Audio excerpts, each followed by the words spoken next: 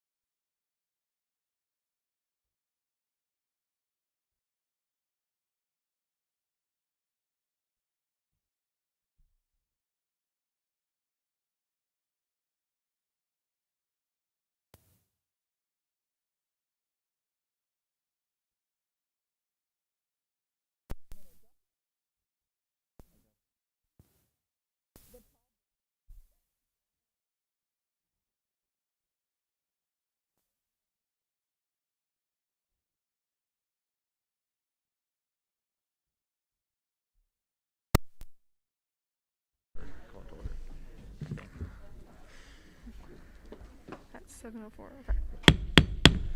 I call this meeting to order at 7:04 on April 7th, 2021. We're going to begin with a roll call here. I'll say your first or your last name alphabetically.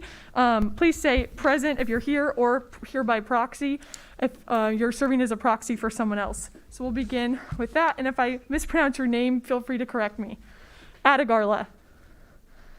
Anderson. Here. Brecht. Here. Claiborne. Here. Cooper. Here. Crab. Here. DeVore. Here. Felipe. Here. Finaldi. Fix. And who was that? Armand Gupta. Gates. Here. Goff. Here. Gupta. Hayes. Here. Kieran. Here. Langles. Lent. Here. Ludwig. Here. Advait. Here. Martinez. McCready. Here. Paulson. And who was that? Okay, perfect. Rizvik. Seth. Simmons. Thornton. Weathers. Yang. Zuber.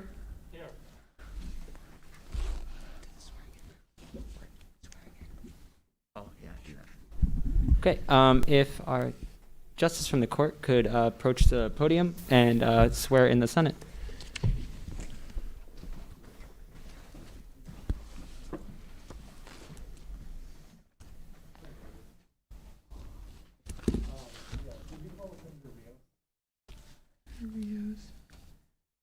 I don't believe so, no.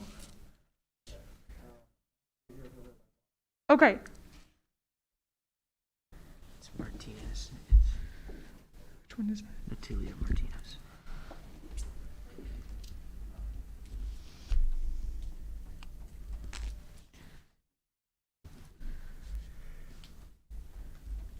Go for it.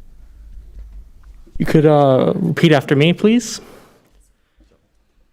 I solemnly swear or affirm to execute the duties of my position as prescribed in the Constitution and laws of the government for the benefit of all students. Congratulations.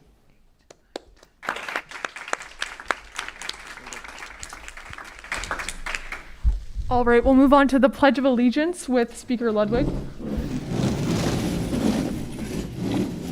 I pledge allegiance to the flag of the United States of America and to the republic for which it stands, one nation, under God, indivisible, with liberty and justice for all. There's no program for tonight, so we'll move into adopting the agenda. Speaker Ludwig. I move to add 2021-1-010SG, confirming a nominee for Residence Hall Senator to the top of special orders. Is there a second? Any objections? All right. That'll be added to special orders, top of special orders. Moving on to the approval of minutes from last week. Are there any, you have to approve the agenda. So are there any further amendments? Is there any further amendments to the agenda? Move to approve the agenda? Move to adopt the agenda. Is there a second? Second. The agenda's been adopted or moved and seconded. Is there any objections? Agenda's been adopted. All right, moving on to the approval of last week's minutes. Is there a motion to approve the minutes from last week? Move to approve the minutes of last week's meeting. It's been moved and seconded to approve the last week's minutes. Is there any objection? All right, approved as read. We're going to move on to, I don't believe there's any committee reports this week because none of the committees have been seated yet. So we'll move on to comments from the executive branch with President Campbell.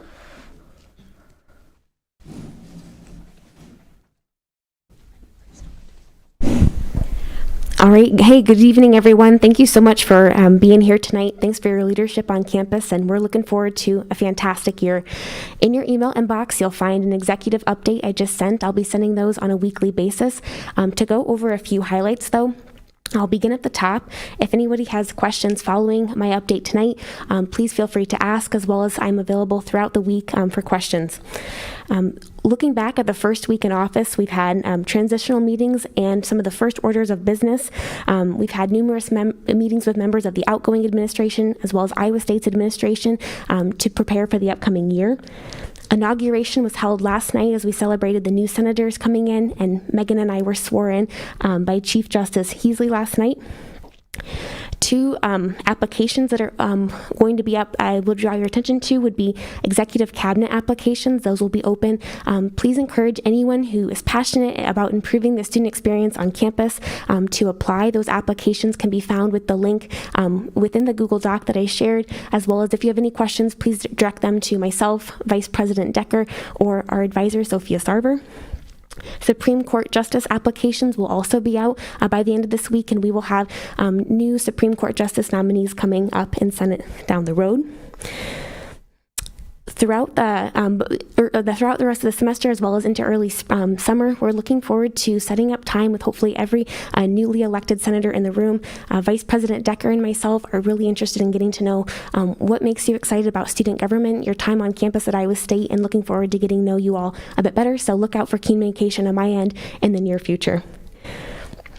A couple updates on campus would be President Winterstein sent out an email yesterday discussing COVID-19 vaccine distribution on campus. Currently, we're having conversations about how to further incentivize this for students, and we'll look forward to having more of those in coming weeks. If anybody has questions about that, let us know, but there's some more details there in the report and the update. Tonight, we draw attention to the campus safety walk happening tomorrow on campus at 8:15 p.m. We're meeting outside of the Memorial Union by the Four Seasons Fountain. I'll be there. Would encourage anyone who's available to attend. Thank you to the SI committee as well as Senator Advait for all of your work with that. If you have any questions, Senator Advait, I'm sure, would be more than happy to answer them, and we'll look forward to a great walk on campus tomorrow evening. And finally, my last update would be Cyclone Cinema is putting on a neat event. It would be April 24th at 8 p.m. They're showing Avengers: The Endgame on Central Campus with an outdoor movie showing. So if anyone would like to participate in that event or even simply attend, let me know either tonight after the meeting or over email, and we'll contribute to that event in any way we can. So thank you, and that's all. Thank you, President Campbell. We'll move on to special orders. 2020-2-010 SG confirming a nominee for Residence Hall Senator with Speaker Ludwig with an opening statement. All right. The IRHA president reached out to me and informed me that the IRHA had nominated a senator to fill a vacancy that was left in after the election. So if the nominee is here, if they could approach the podium. June? Thank you. Yep. And so if you just want to talk about why you're interested in serving in the Student Senate and why you believe that you're qualified for the post, we would appreciate it. Good evening, y'all. My name is Jaden Ulrich. I'm a sophomore studying global resource systems and horticulture here at Iowa State. So I have, hopefully, will be appointed to the Inter-Residence Hall Association, representing them amongst y'all here soon. And currently, I'm already a community advisor and was a past cyclone aide, and so I already care a lot about the student body and making sure that incoming and present cyclones are going to love their adventure here. And being a part of the Student Senate would just be another way for me to fulfill my desire to do that. Okay, back to Ludwig here. Okay. I don't have anything to add, so I will yield for discussion. Senator Weathers. Yeah, I just wanted to put my my word of support behind Jaden. I worked with him on IRHA. He knows his parliamentary knowledge. He's an extremely knowledgeable guy. He'll be great at the position. And honestly, I don't know if it's entirely Senate's place to question whether or not he should be serving in here. If IRHA appointed him, that's who they want to represent them. So he'll be a great senator all the same. Thank you, Jaden, for coming out tonight. Senator Seth.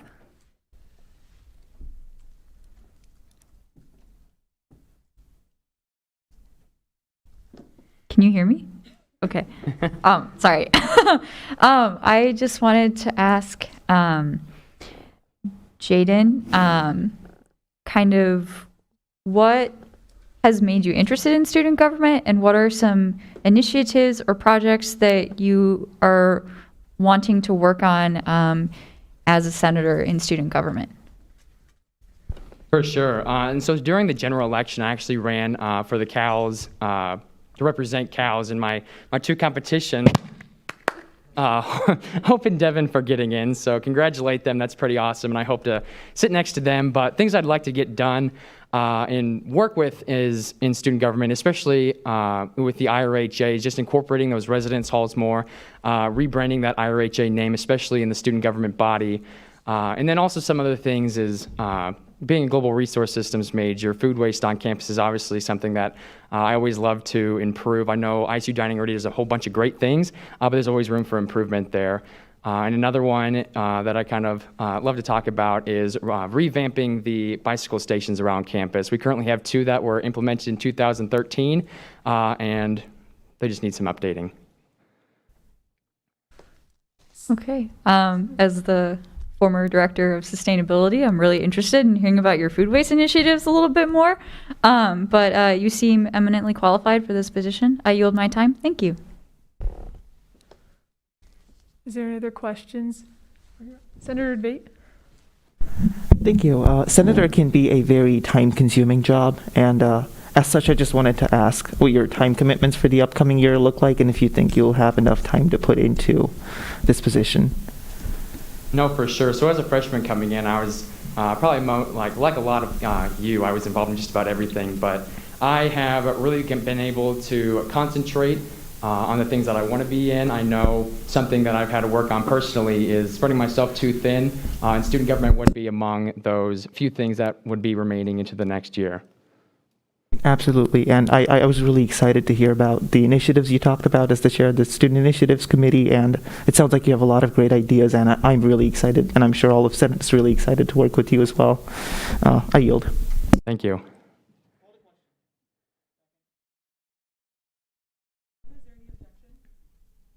Is there any objection to that?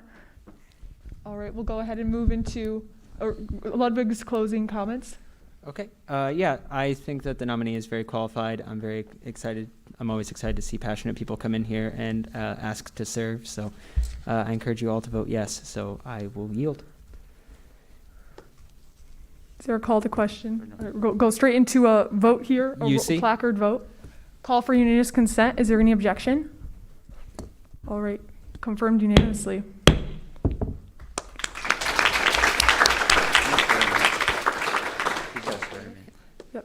So we'll have a Supreme Court justice come up here and swear you in to office.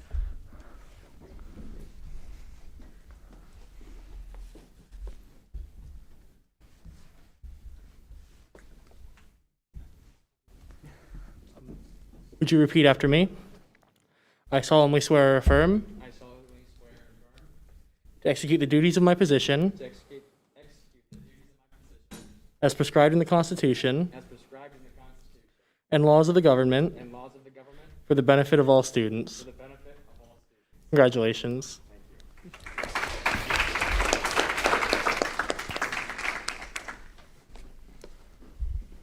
All right, we'll go ahead and move into 2021-1-001 SG, electing the new Speaker of the Senate with Speaker Ludwig. Okay. So this is a bill to fill the position that I've held for the last year.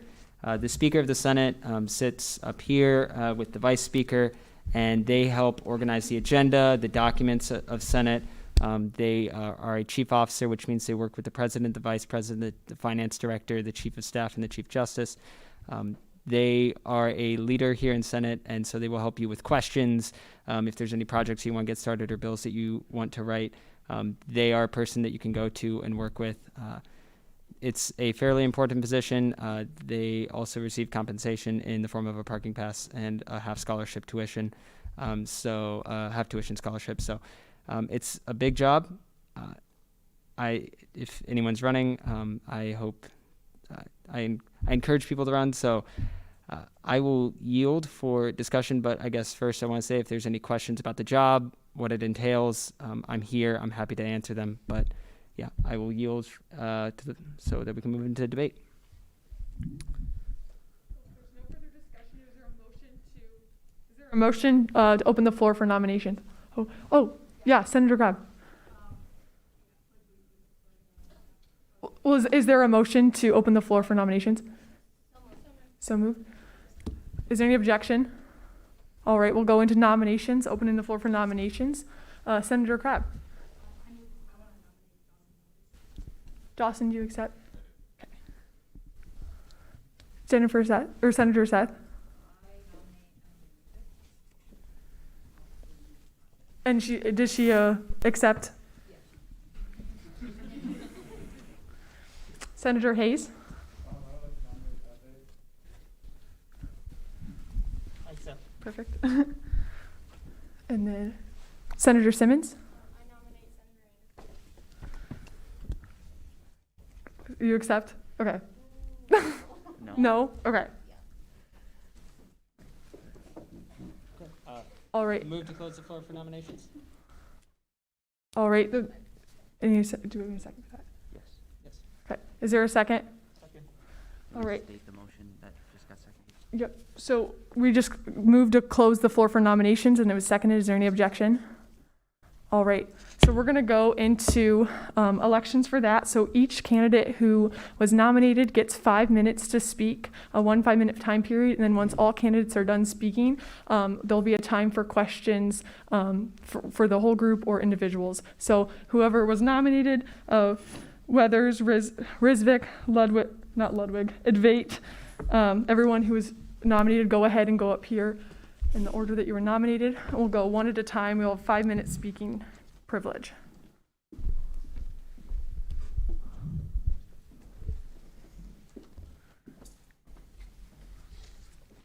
All right, you can begin whenever.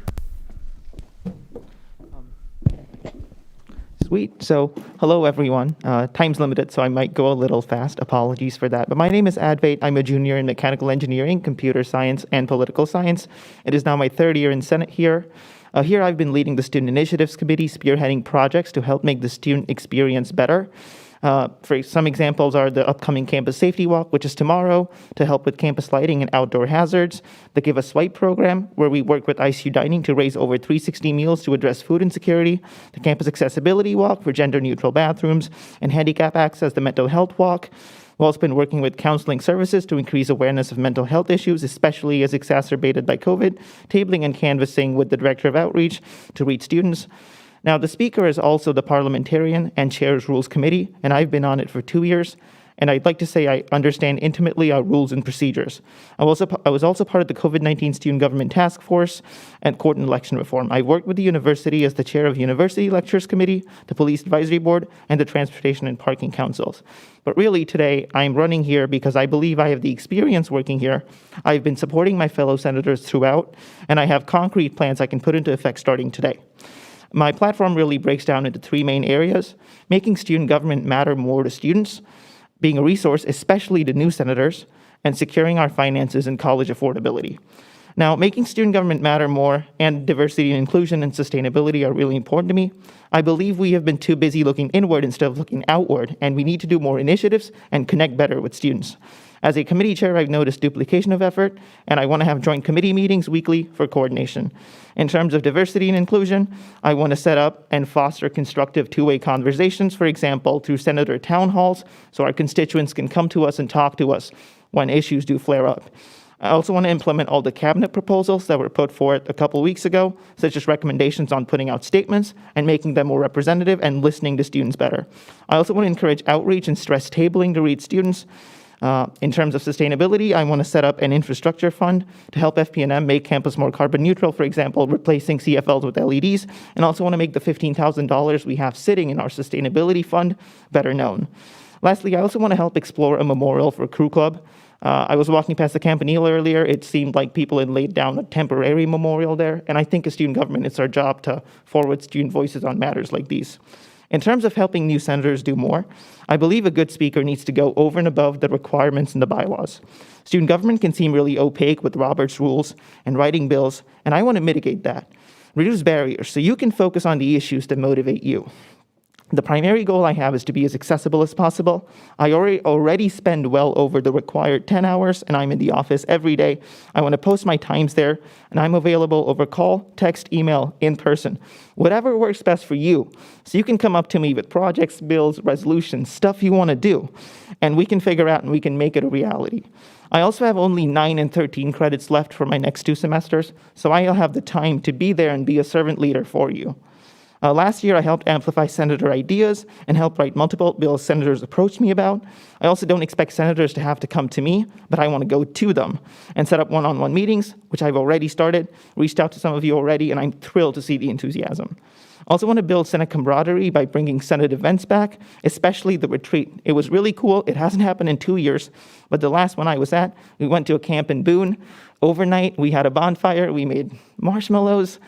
Scary stories were exchanged. It was a great bonding connection. It was a great bonding experience. I also want to do like more 10-minute workshops, for example, bill writing, to help new senators learn the ropes. The mentor-mentee program is also something that's really cool because when we are united as a Senate, we can achieve something great together. I also want to be accountable, and in terms of that, I want to send out anonymous surveys so that new senators can get back to leadership with how they're feeling, and we can figure out ways to make them feel more welcome. In terms of securing our finances, enrollment's declining. We need to think hard about where our money's going. We need to prevent being defunded by the legislature. And as Speaker, I will make sure we're in full compliance with the United States Constitution, state and federal law, so that that doesn't happen.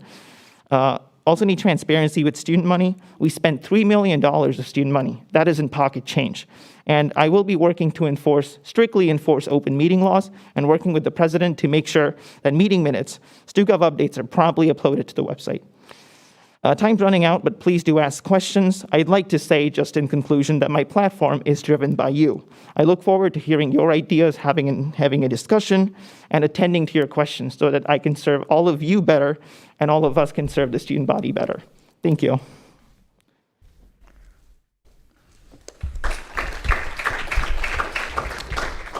Thank you, Advait. Is Rizvik up next? All right. Begin whenever you're ready. Hi, everyone. So my name is Jennifer Seth. I am not Emily Rizvik. I am proxying for her this evening, and she has prepared a statement that I'm going to read to all of you, talking about why she believes that she should be the Speaker of the Senate for next year. So here we go. Hello, my name is Emily Rizvik. I am a senior at Iowa State studying political science and community and regional planning. I've been involved in student government for over 3 years, and I've seen really great things come out of student government and would like to continue to see positive growth and impact for the students here at ISU. I apologize in advance for not being able to speak in person, as I am currently out of town. I started out in the Election Commission when I was first a freshman and eventually sat as the Election Commissioner, where I had overseen 2 elections. During my role, I had implemented best management practices that would help guide me and the Election Commission to help improve elections. We did this by working closely with campaigns, who I considered our biggest stakeholders. Working with them, I had aimed to understand the process through their lens so that we may improve the election process for future campaigns and elections. This process had allowed me to personally step out of my own shoes as the commissioner and listen to an alternative perspective to my own. As a result, we reduced the number of violation hearings we held by over 50%. This past year, I've also had the amazing opportunity to work at Story County as a planning intern, drafting and recommending policies to the County Board of Supervisors relating to protecting sensitive natural areas such as streams, lakes, native prairies, and wetlands, where I have worked with multiple state and county departments to organize, draft, and recommend ordinances to be adopted. I've also had the opportunity to conduct community needs assessments to determine the needs of communities located within unincorporated Story County. This opportunity taught me a lot about policy development, collaboration, and connecting with communities to listen and understand their needs. In addition to the community needs assessment I've conducted for the county, I've additionally had the opportunity, through a studio class on campus, to work on an affordable housing project where we had surveyed a community and organized a meeting with the community to gather comments and input from community members regarding housing needs within the city of Grand Junction. If I were seated as your speaker, I would first promote an environment of collaboration. Collaboration can happen both, I misread. Collaboration allows for us to gain further knowledge and understanding of complex systems and community needs. Collaboration can happen both within student government by having branches work independently. Collaboration can also happen on campus as well. One idea is to organize a campus dialogue event where we can engage students and have discussions to learn more about student issues. This has been done on other campuses within the Big 12 with wide success and can be implemented here on campus as well. Another is to create a survey to crowdsource information regarding campus issues. This would allow student government and the university to map out areas on campus, such as those that may have lighting issues. Next, I would work to find ways to improve accessibility and understanding of proposed legislation and resolutions. One way we could do so is making legislation easier to understand and read. Many local governments in Iowa include staff memos, which briefly explain resolutions and amendments, provides recommendations from relevant committees or departments, and allows space to visualize data and research that would have been gathered from the bill. This is incredibly easy to implement within student government and would help improve discussions held at Senate meetings. In addition, I would also try to find ways to live caption Senate meetings to provide accessibility to those watching live on YouTube. Third, I would also find innovative ways to promote an environment where ideas can be nurtured and built upon, and where senators feel as part of a community whose goal is to really just make this campus better than we left it. We all ran because we all had ideas and issues that we felt passionate about that are really important to use. As a result, I would help identify those passions and find relevant committees based on your interests, and then match you with a mentor based on your interest areas. To add to this, I would organize workshops based on senator interests and wants so that we can build upon our skills as a group and better prepare us all for our continued future. Workshops would be different to those that had been done in the past, known as leadership sessions. These workshops would include sessions on Robert's Rules, running a successful campaign, Iowa Sunshine Laws, and topics that may interest senators such as transportation and pedestrian safety, food insecurity on campuses, and more. These workshops would aim to better... Your time is expired. Sorry. All right, Senator Weathers, begin whenever you're ready. Okay. Hi, everybody. I'm kind of losing my voice, so I may be a little groggly through this. But yeah, I'll make an effort to keep this short. I think everyone's going to hear a lot of speeches tonight, so I don't want this to add on to that. My name's Dawson Weathers. I'm a junior majoring in political science and philosophy, and I'm minoring in classical studies and religious studies. This will be my second year in student government, and I'm running for speaker not because it's anything close to a glorious or really honorable position, but because I genuinely believe that I'm the best candidate to fulfill the roles and the duties of the speaker. Though I have several ideas and changes I'd like to make that I'll talk about, I want to emphasize that whoever's in this role is no better leader than any of you. The speaker is your equal, elected and held accountable by the students who serve them. The role I'd like to fill is one that simply facilitates the Senate's success and uplifts other people's goals during their time here in student government. My ideas and initiatives are no more valuable than any of yours, so the platform I'm about to present to you is something that I'll need all of your help to implement. And in turn, through my years spent on Rules Committee, being Vice Chair of Civic Engagement Committee, and as being the mentee of the previous speaker, I look forward to helping all of you succeed in implementing the changes that you'd like to see. The past year is one that I've had a lot of fun being a part of, but it was also one that was fraught with challenges. To that end, I'll speak on my first platform point, and it's one that Advait touched on as well. A few weeks ago, the chief officers worked together to develop a list of ways in which student government can and should be improved upon. The list includes a number of actionable items to increase engagement, reach out to multicultural students, and increase accessibility within student government. Some of the great ideas include holding regular town hall meetings, continuing diversity education for members of student government, and requiring that a member of diversity and inclusion sit on the finance committee. There are several fantastic ideas in this document, and I have the entire list with me if any of you have questions about it.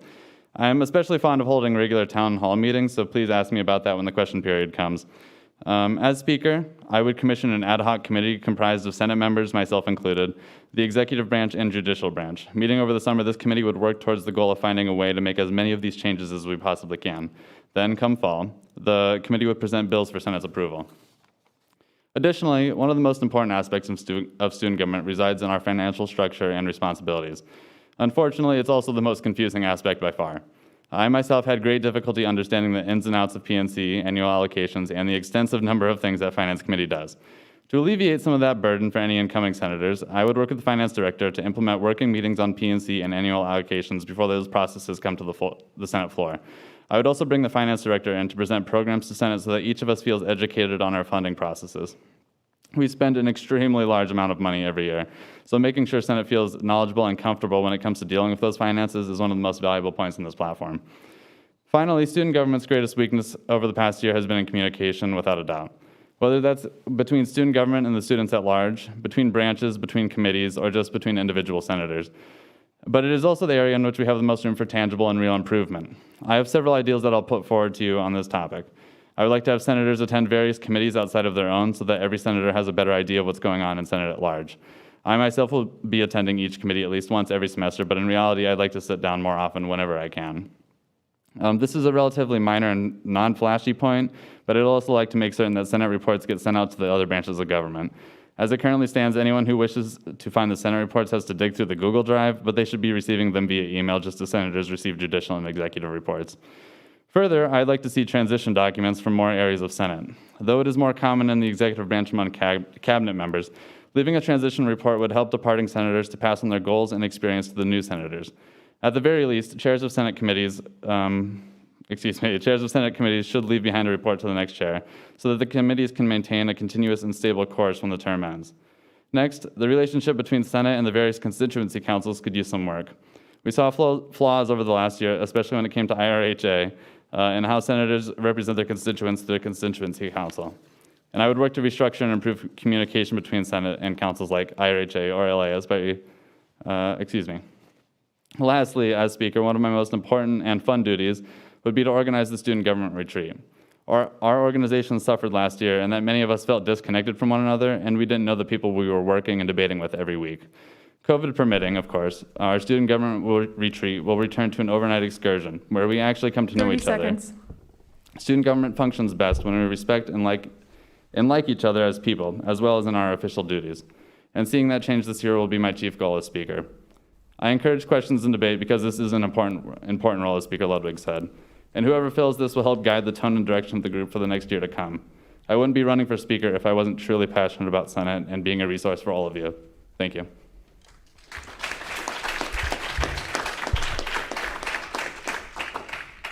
All right, next we're going to move on to discussion, questions, debate over these three candidates. So go ahead and put your placard up if you want to ask. We'll start Senator Anderson. Hello, everyone. First of all, thank you for all going for this position. It's a really great opportunity. It obviously shows how great character you guys have. I have a few questions for each of you, starting with Jennifer, or I guess Senator Seth, or Emily Rizvik, both. Did you say that Emily was a senior? She's typing. Okay. We have to let her type. She said that her stream is a little bit behind, but she did say that she was a senior. Okay. In her document. Do you know if she plans on graduating in the fall then, if you're a senior? I think so, but I'll see what she said. She says yes, she is graduating in the fall. Okay. Thank you. Senator Advait, you said you were taking 9 credits next semester, correct? Correct. So would that make you a part-time student, technically? I would be adding a technical elective to keep me up to 12, I believe. But yes, I would be a full-time student, but I'd be at the minimum possible credit load since I've worked ahead. Perfect. Thank you. And I forgot my question for you, so maybe we'll come back to that later. I yield. Senator Crabb. Hi, this is a question for Dawson and Advait. You both talked about having town hall meetings. What would those topics or what would those conversations look like? Yeah, I guess I can go ahead and speak first.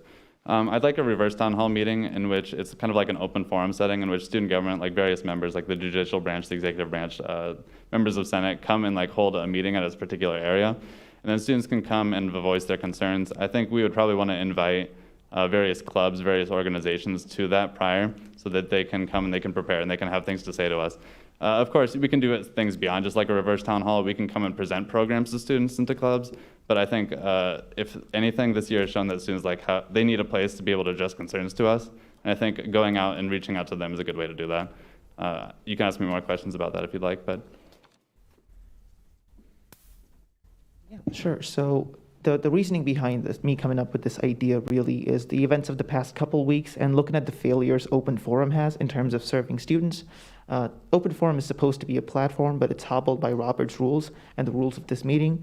Students can't have a two-way conversation with all of the senators, and we can be like, hey, here's my email, I represent you, you can meet me in the office. But at that point, they're not being able to talk to all of Senate together, right? So a reverse town hall, I guess, is really what it should be called, in the sense that maybe we can do away with the mics. We can all, and hopefully as we're getting into August, vaccinations get out and we can all like sit close together and huddle together and really discuss what they're here for. Because what happened the past couple of weeks is students had concerns they wanted to vent out, but because of the format, we couldn't sit down, and I'm a big fan of heart-to-heart conversations. I've had my perspective changed before when someone explained where they were coming from to me. That cannot happen at open forum. That's what these reverse town hall meetings would look like, really. So, being able to talk to someone directly and having them respond and explaining where you're coming from is really what it would look like for me. And it would be open to everybody, similar to what Senator Weathers said. Senator Goff.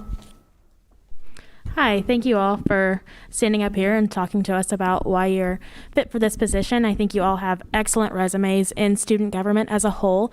But could each of you maybe touch on just a singular experience that has really prepared you best to be Speaker of the Senate?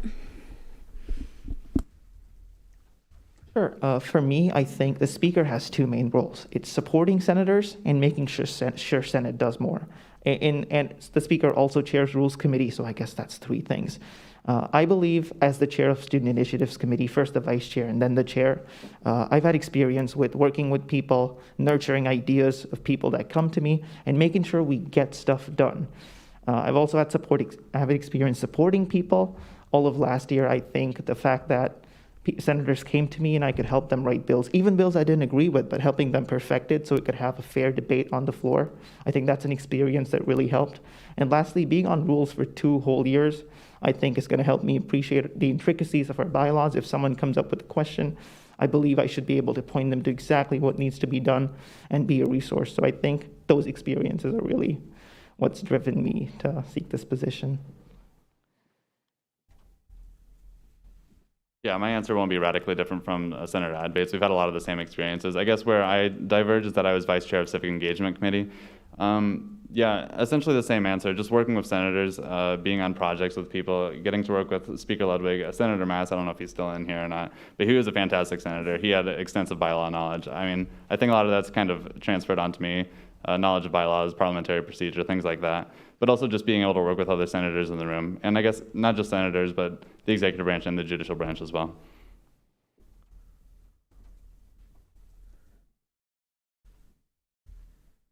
Okay, to start, I would like to clarify a point from Julie's question earlier. So Emily said that she may graduate in the fall, but that is dependent on summer classes.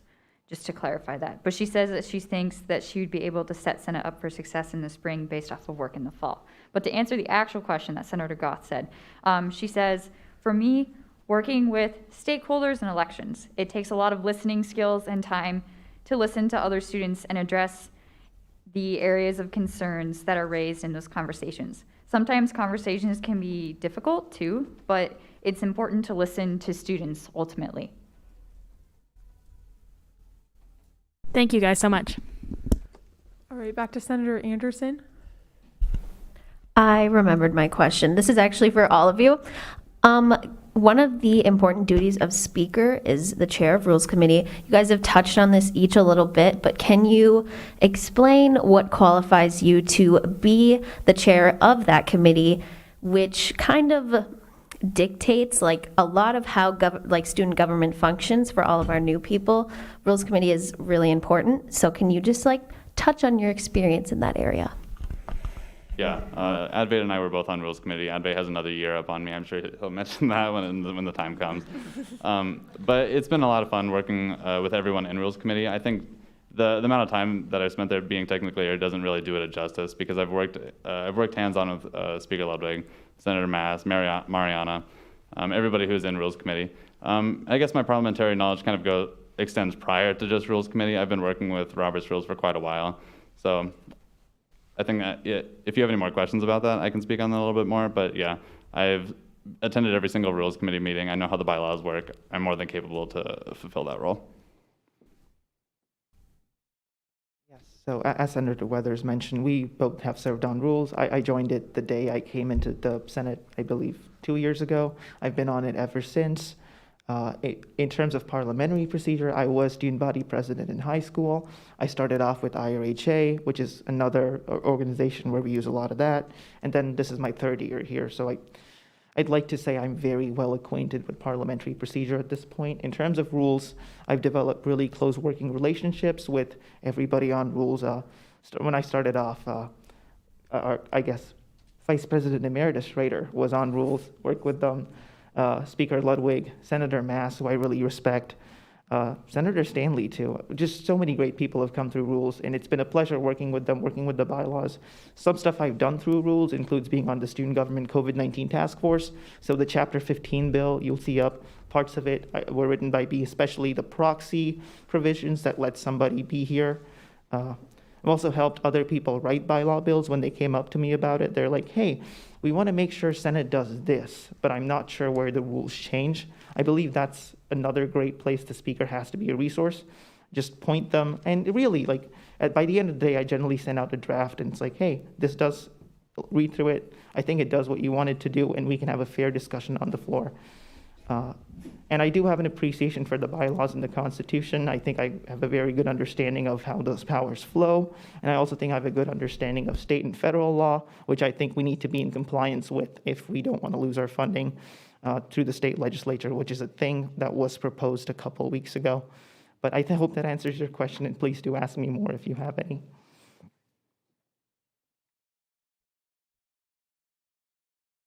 So Emily says that she has had experience as the chair of Election Commission and has an understanding about Robert's rules. She says, I've done that for over 2 years and have understanding about Iowa Open Meeting, Open Record Acts. We had made our meetings and records accessible the past year through the student government website to the general public, and I've always valued the opinions of all within Election Commission while I held that role. I move to strike Senators Gupta and Fix from the roll. Any objection? That just means they left the room, so then, yeah, they're off the roll call. Okay. All right, is there any further discussion? Senator Weathers? Yeah, I believe we can leave the room too if you guys would like to have a more candid discussion. So if you want to say something about us behind our backs, I guess, feel free to do that. But I think that's probably the best way to get the best Senator debate. Hayes? Hi there. Yeah, so just hearing a couple of the platform points, I just wanted maybe each one of you to go into a little bit more depth on some of the more prominent ones that I heard, such as diversity, equity, and inclusion, as well as sustainability. And if you have any initiatives that you wanted to act on with concerning those. Right, and so I guess the first question was diversity, equity, and inclusion, and that's really important to me for rather obvious reasons. I really want to work with the cabinet plan that was put up a couple of weeks ago. I think that plan really brought through a lot of what most people in student government thought is the best way to move forward. Some of the highlights for me in the plan especially were making sure the town halls happen, obviously, but also putting in diversity and inclusion committee members on finance and other more critical committee, one of the more critical committees we have. I was speaking to a person of color on the finance committee a couple of weeks ago, and they did express concerns about the different ways in which most clubs are treated versus clubs that have more of an ethnic focus. And I haven't been on finance myself. I don't want to jump to conclusions here, but I do certainly believe having a diversity and inclusion chair on finance and some of the bigger committees would be a step in the right direction. I've also been working with some senators here. I know Senator McCready had a great plan to add a diversity and inclusion chair to IFC, and that's something I'll be working with them on. I believe that requires editing the IFC Constitution. We're looking into the process as we speak. We've been looking into it in the past week or so. What else? At the town halls, I did speak about, what was your next question about sustainability? Right, so in terms of sustainability, we have $15,000 sitting in a green fund. And every year that fund is criminally underutilized. I was canvassing to a couple constituents and even members of clubs that have like Engineers for a Sustainable World don't really know it exists. And I feel like that's an area we can definitely work on. You know, I personally plan on going to club meetings and being like, hey, we have this fund. We can help you become carbon neutral. And speaking of carbon neutral, also setting up a fund for FP&M.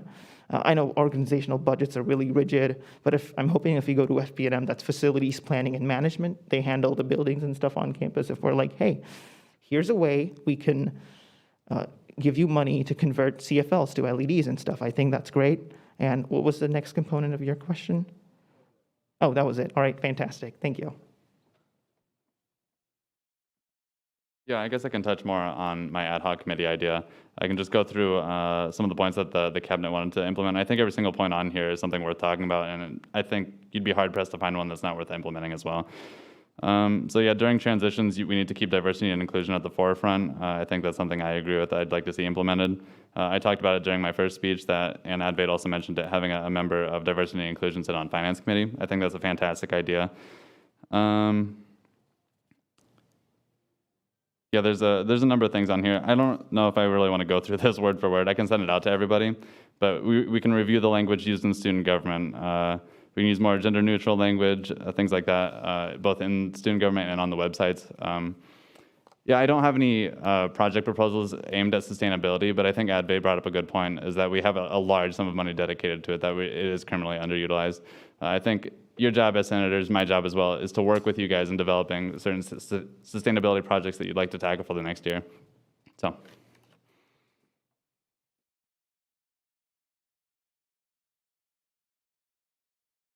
So I really think that we should have dialogue on campus and organize events for that.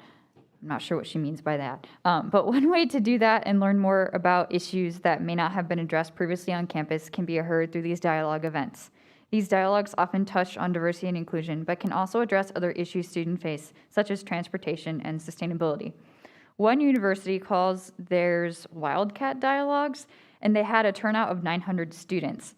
I think it would be great to have an area where students can talk to us and the university, and we can provide resources and also listen to them so that we can act and address those concerns raised.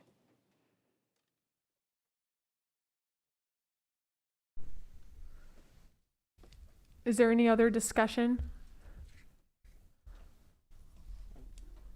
I move to ask the candidates to leave the room.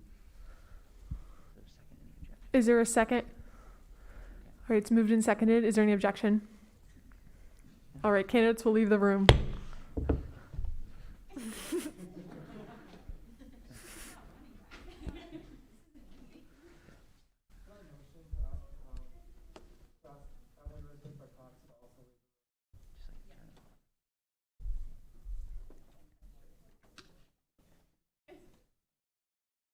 Like get off the live stream, is that kind of what you mean?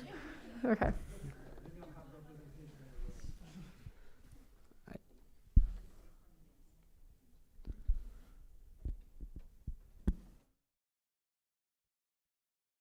All right, are we moving into a discussion period here? Does anyone want to raise their placard to speak? Senator Seth?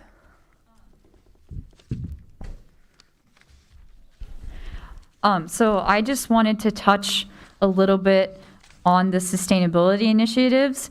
As the former director of sustainability as of yesterday, it is true that the Green Initiatives Fund is criminally underutilized.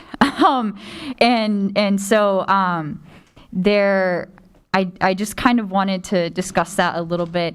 And I liked the idea that was said about going to clubs to talk to them about Green Initiatives Fund. However, there are a lot of clubs on campus, and so I just kind of wanted to bring to the body's attention that while I think that speaking to the clubs about the Green Initiatives Fund is a great idea, that's also very hard to do.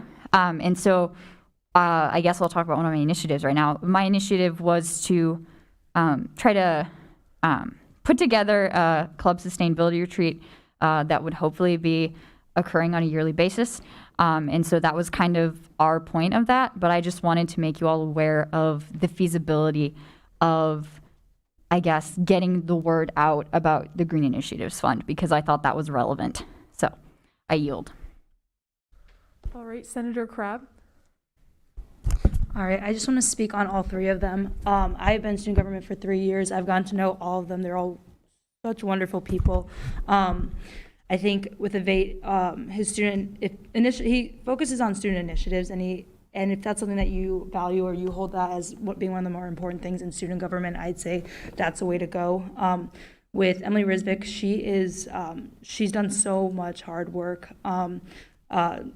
Trader, one of the other meetings, was explaining that she helped put together the election commission completely, and I just want to applaud her for that. And then lastly, Dawson. Dawson has been a colleague I've been able to work with and get really, really close with just within a couple of weeks. I think he might be the best person for the job. He's organized. He came to me first, which is something that I think that's really important. But yeah, that's kind of like a little bit of an insight of all three from being in student government for a really long time. They're all wonderful candidates, and I was so excited to hear all three of them running. Also, I think it's important. We do have our last year's speaker in the room, so I want to yield the floor to Jacob Ludwig to. Yeah. Yeah, I'm really excited to see the platforms that all the different candidates have brought forward. I think that I've worked very closely with Dawson and Advait over the last year, and I've also had a chance to watch Emily Risvik be a leader in student government over the past couple years. I think where I would land at this point is I think that Senator Crabb is probably correct that Senator Weathers probably might be the best candidate. I think he has a good approach to the role. I think he came right out and said it right away that, as Speaker, he's not better than any of you. The things that he wants to do, he has to work on with you. And I think he has a very achievable platform. I think the things that he wants to do, such as the DEI committee, is very timely. I think it's relevant. I think it deals with issues that we're dealing with as a campus. And I also think that it's, having an achievable platform matters a lot because most of the work that they're going to do is just managing Senate week to week. And so I like a lot of the points that Senator Advait brought up, but I guess just having a litany of projects isn't always the best approach to the job because I found a lot of it is simply just guiding senators and helping them deal with different things that they're working on, whether it be legislation, projects, initiatives. 90% of what I did was answer emails and talk to people. And so I think having that mindset and understanding that there's only so much you can do just as Speaker is important. So that's kind of my 2 cents, and I'm happy to answer any other questions if there are some. I yield.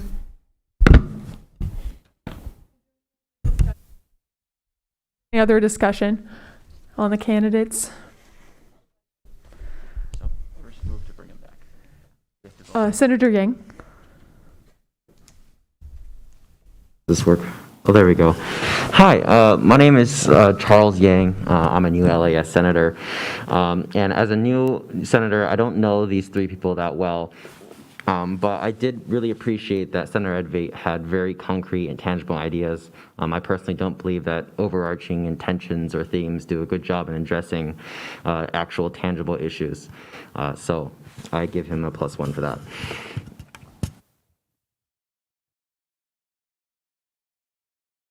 Senator Zuber. I'd just like to express my support for Advait. As soon as he knew I was elected to Senate, he reached out to all of the engineering senators and he made sure that we were all acclimated and we knew everything that we needed to know.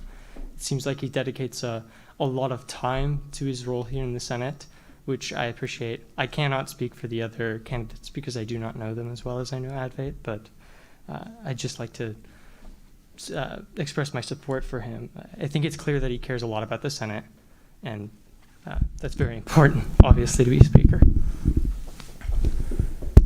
Senator Lent. Hi, everyone. My name is Ann Lent. I just wanted to talk about, of course, all three of the candidates have amazing leadership capabilities and have all that experience under their belt. But it's kind of focusing on what Speaker Ludwig was saying, that this job requires kind of a certain set of leadership skills, whereas Senator Advait has great ideas for student initiatives. This might not be the best place for his skills. He might be able to do so much more in a different area. So yeah, I yield. Senator Seth. I had a question for, I guess, Speaker Ludwig, or almost former Speaker Ludwig.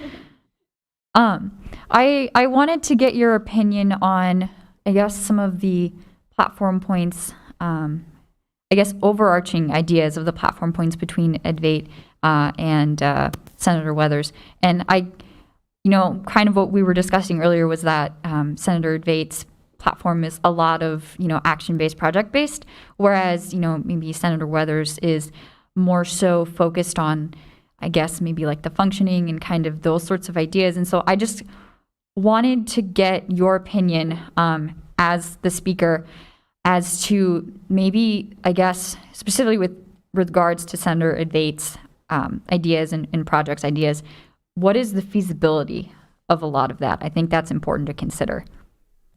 Yeah, so I think that individually, individual parts of the platform are feasible. I think the only the two that stood out to me that maybe wouldn't be feasible are the weekly joint meetings. He didn't get a chance to, I guess, elaborate too much on that, but I'm not sure that that scheduling would work for that many people, and I think that'd be maybe a little excessive. I think there's other ways to achieve that kind of intercommittee dialogue.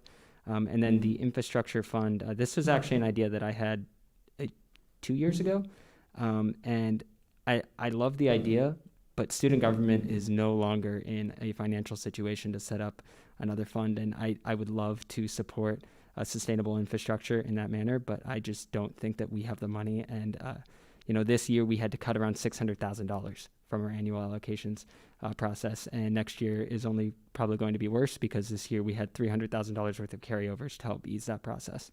So I don't know that we have, I guess, the money that we could set aside for a fund like that. Overall, though, I think a lot of the other proposals are, achievable, but I think the issue is that there's a lot of them, and I think a lot of them are year-long projects or things that you would have to work on constantly. I'm in my experience, I don't think I would have had the time to do half of those, if a quarter. Like I said earlier, a lot of this job is just simply making sure that the Senate is able to function, that senators have the resources they need to succeed. I don't think it's the job of the speaker to, I guess, set the agenda for what the project should be. If they want to help other senators with projects or, point senators to different initiatives and stuff like that, I think that's great. But I think the role of the speaker is really, setting a direction for Senate rather than just, I guess, setting up a bunch of different projects. Yeah, that answers my question. Thank you. I also just wanted to add briefly, with regards to the infrastructure fund that Senator EdVate was talking about, I don't really know much about that in particular, but I will say that there is a thing, it's called the Live Green Loan Fund, that is through the Office of Sustainability. And so if you're a department on campus, you can apply for funding through this initiative, this fund, to do green infrastructure renovations. So like, for example, Black Engineering has done some renovations in their building to improve, lighting, so changing out light bulbs.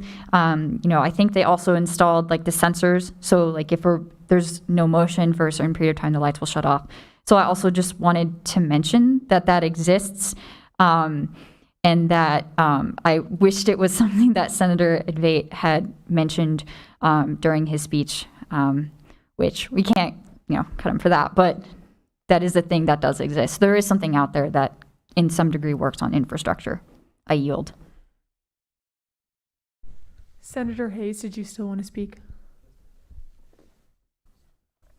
Yeah, so I'm extremely good friends with Senator Weathers and Senator EdVate. I know that they're both extremely qualified and they're both very familiar with the rules and would be able to fulfill this position greatly. I'd also just like to add on that a lot of the things we're talking about is being tangibles, and I find that a lot of the projects that we're talking about as tangibles are necessary in order to better the way that we function as a student government, and such as with the town hall meetings, or with any of these ad hoc committees that we might be setting up. These are extremely important because although they're not simply for these meetings or the meetings that we already conduct, they're going to be extremely important going forward in the way that we interact with the Iowa State community. And I think that's something that's super underrated. And in that sense, I also think that Senator EdVate is one of the most underappreciated people in student government. He has consistently done projects year after year after year, and he is in the office all the time. He's extremely outgoing, and he reaches out to people, and he will make it so that you are able to accomplish your goals if he is the speaker. And I know that this is also true of Senator Weathers, but I just cannot. Senator Advait has just done so much for me personally, as well as you said. You know, he's such an outreaching guy. Senator Zuber, sorry, just learning your name. But he's allowed me to come into contact with people that I didn't even know existed on this campus, people in the administration that I wasn't totally familiar with, but then ended up helping me out a lot during our Student Initiatives Committee. Like a lot of my projects, I just had no idea like where to start, and he would be the first person there telling me, oh, like if you reach out to this person, you know, he or she would be a great resource for you. And so I just really want to put out my support for Senator Advait. Senator Yang.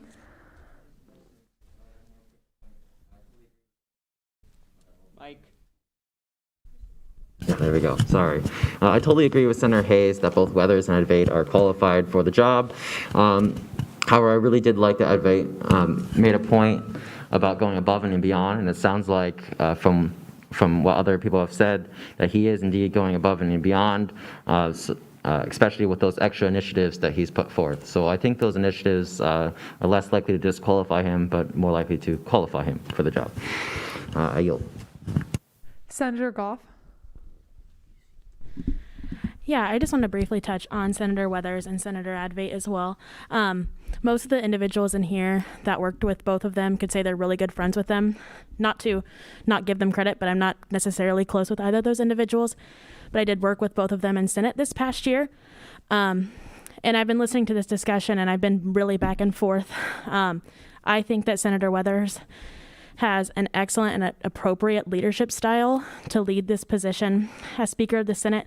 However, I will echo what Senator Hayes has said, is that Advait puts his whole heart into everything he does. He talked to me already today and has remembered exactly the requests and demands that I talked about with the College of Veterinary Medicine.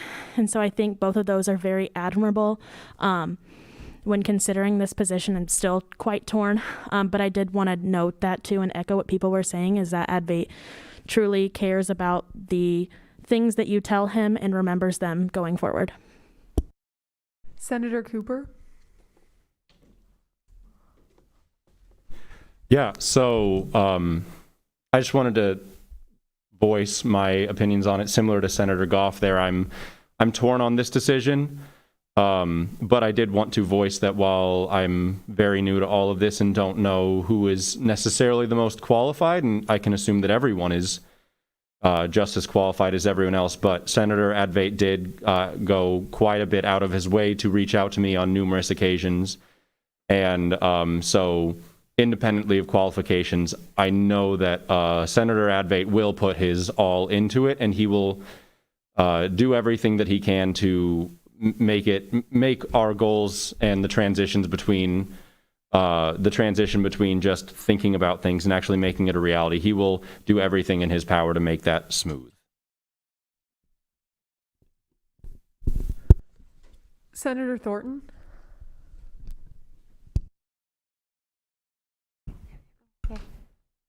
Hi, I would also just like to touch on Senator Advait's ability to outreach with other senators. The inauguration was last night, right? Sorry, all the days are blurring together. So not only was I able to reach out with more senators because he had introduced me to them, but he remembered what my platform points were for my campaign, and he had already initiated an email chain between me and at least 4 other senators based on what we had in common and what we were interested in for the upcoming year. So I would just like to put that out on the floor for your consideration. Thank you. Senator Seth, you've already expired your speaking privileges, but you can get someone else to yield to you. I yield the remainder of my time to Senator Seth. Okay, perfect. Senator Seth. Yeah, I just wanted to take a minute and kind of talk about my personal experiences with the candidates.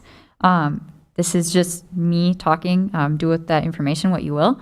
In terms of Senator Advait, The bill that I have up for first read tonight for the mass email for sustainability resources, Senator Advait helped me write that on Saturday. So he's already been super active in helping me kind of, figure out how to write bills, because I'm not very good at that yet, even though I've been on cabinet before.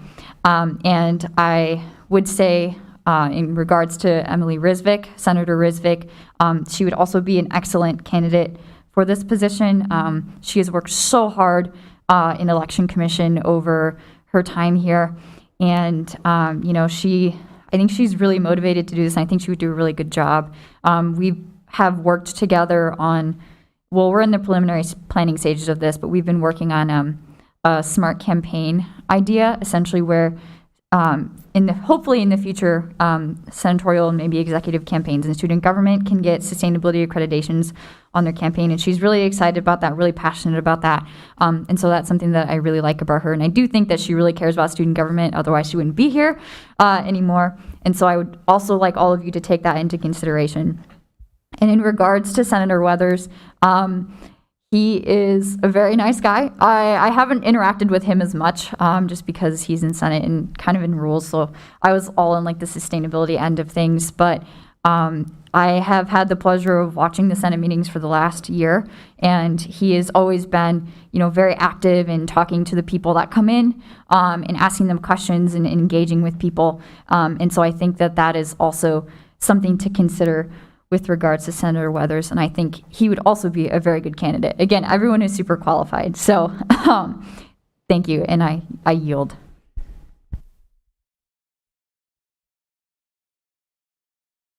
Any further discussion on that? We have about 10 minutes and 30 seconds left of the debate period here. If we're done with debate, we will probably want a motion to bring those candidates back into the room.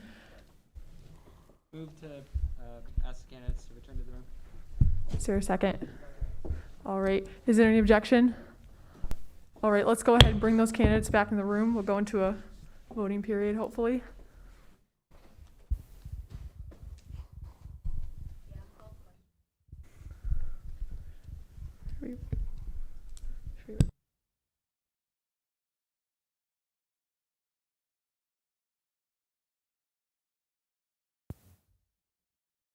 There's been a call to question. Is there a second? It's been called to question and seconded. Is there any objection? All right. So Ludwig on. We'll go straight into voting on the nominees. So we're going to do a placard vote here. You can vote for either Advait, Weathers, or Rysvik, or abstain. Usually candidates abstain, but it's totally up to you. We'll go ahead and start with Advait.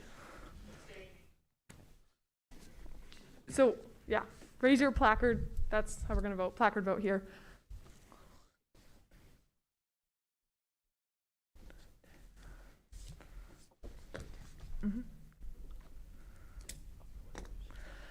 Now for Senator Weathers.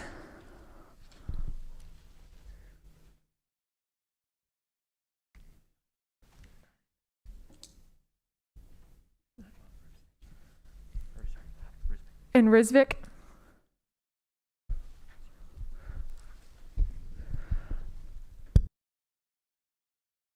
All right, any abstentions? And then Advait, you did as well, right? Okay.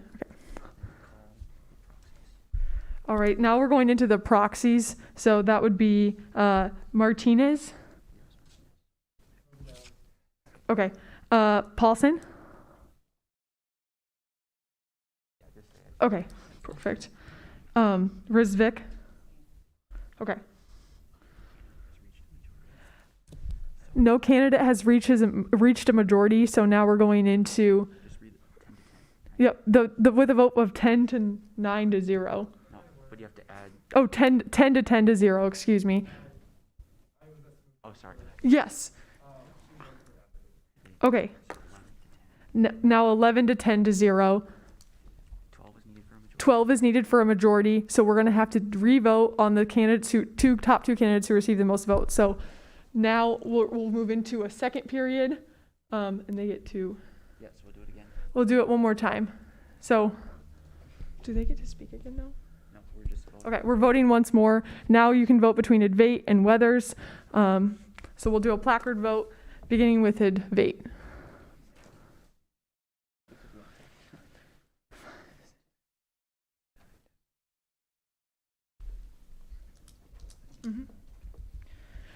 And now Weathers. Okay. Make the motion. Change your vote from. Oh, I moved to change my vote. So, This is going to be second. so Speaker Ludwig has changed his vote from Senator Advait to Senator Weathers. Okay. So, It's 10 to 10. All right, so it's, and then all the proxies, or call abstentions and then proxies. yep, so any abstentions on there? Okay. So, and then we're going to go into the proxies. So Martinez. Advait. Okay, so this is 11 now. And then Paulson. So now we're at 11 to 11. And then now Risvik. Was she abstention again? She doesn't have to. Okay, well, that would probably be the deciding vote there, so.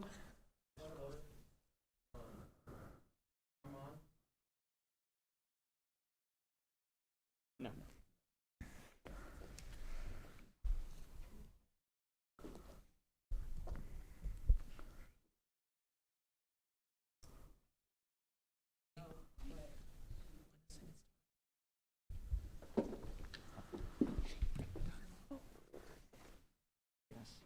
Okay, so since this is a tie, I am the deciding vote in this scenario. Okay. So for Speaker, I vote Senator Weathers.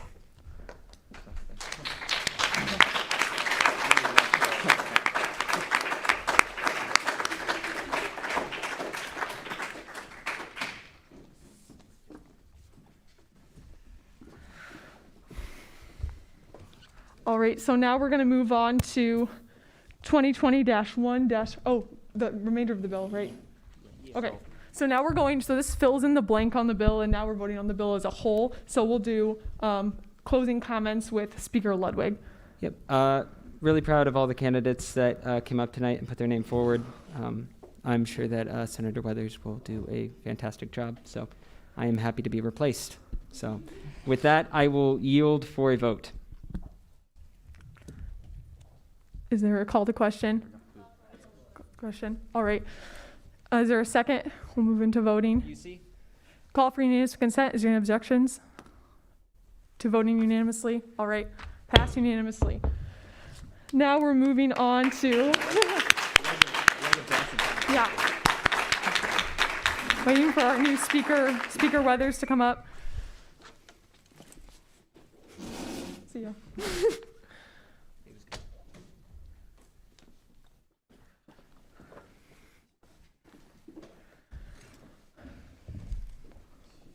All right, moving on to 2021-1-001 SG, electing the new, 002, electing the new Vice Speaker of the Senate. So we're going to go through that process one more time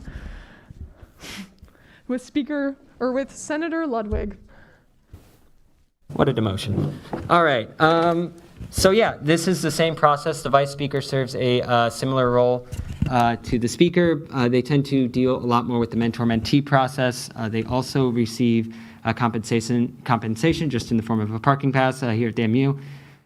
They assist the Speaker in their roles. They run the mentor-mentee program, which you will all be a part of, will get set up once the Vice Speaker is seated. It'll connect incoming senators with returning senators and basically give you someone who can guide you on legislation, the different things happening in the Senate. So yeah, it's a very important role, and the teamwork between the Speaker and Vice Speaker is very important. So I don't believe Vice Speaker Gonzalez is here tonight, but if you have any questions about the role, Okay. Election Commission Treasurer Krug has the former Vice Speaker on text message. So I guess if you have questions, you can refer them to her. I've also been obviously witnessed the role in action, so I'm also happy to answer questions if needed. I forgot. A former Vice President Schrader is also here, and he was Vice Speaker for a few years. So any questions can be directed to him or former Vice Speaker Gonzalez. So. With that, I will yield for discussion. Is there a motion to open the floor for nominations, or is there any questions prior to that? It's moved and seconded. Is there any objections?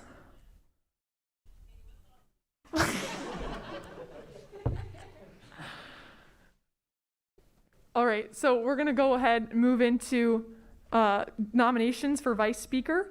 So go ahead and raise your placard. You want to nominate anyone? Senator Goff. I'd like to nominate Senator Crabb. You accept Senator Crabb? Yes, okay. Senator Simmons? I'd like to nominate Senator Anderson. Do you accept Senator Anderson? Yeah. And then Senator Ludwig. I nominate Senator Advait. Senator Advait, do you accept? I respectfully decline. All right, so we'll go ahead and go into speeches for the two candidates for Vice Speaker here. Is there a motion to close the floor for nominations? Is there a second? All right, we'll go ahead, move into any objections to that.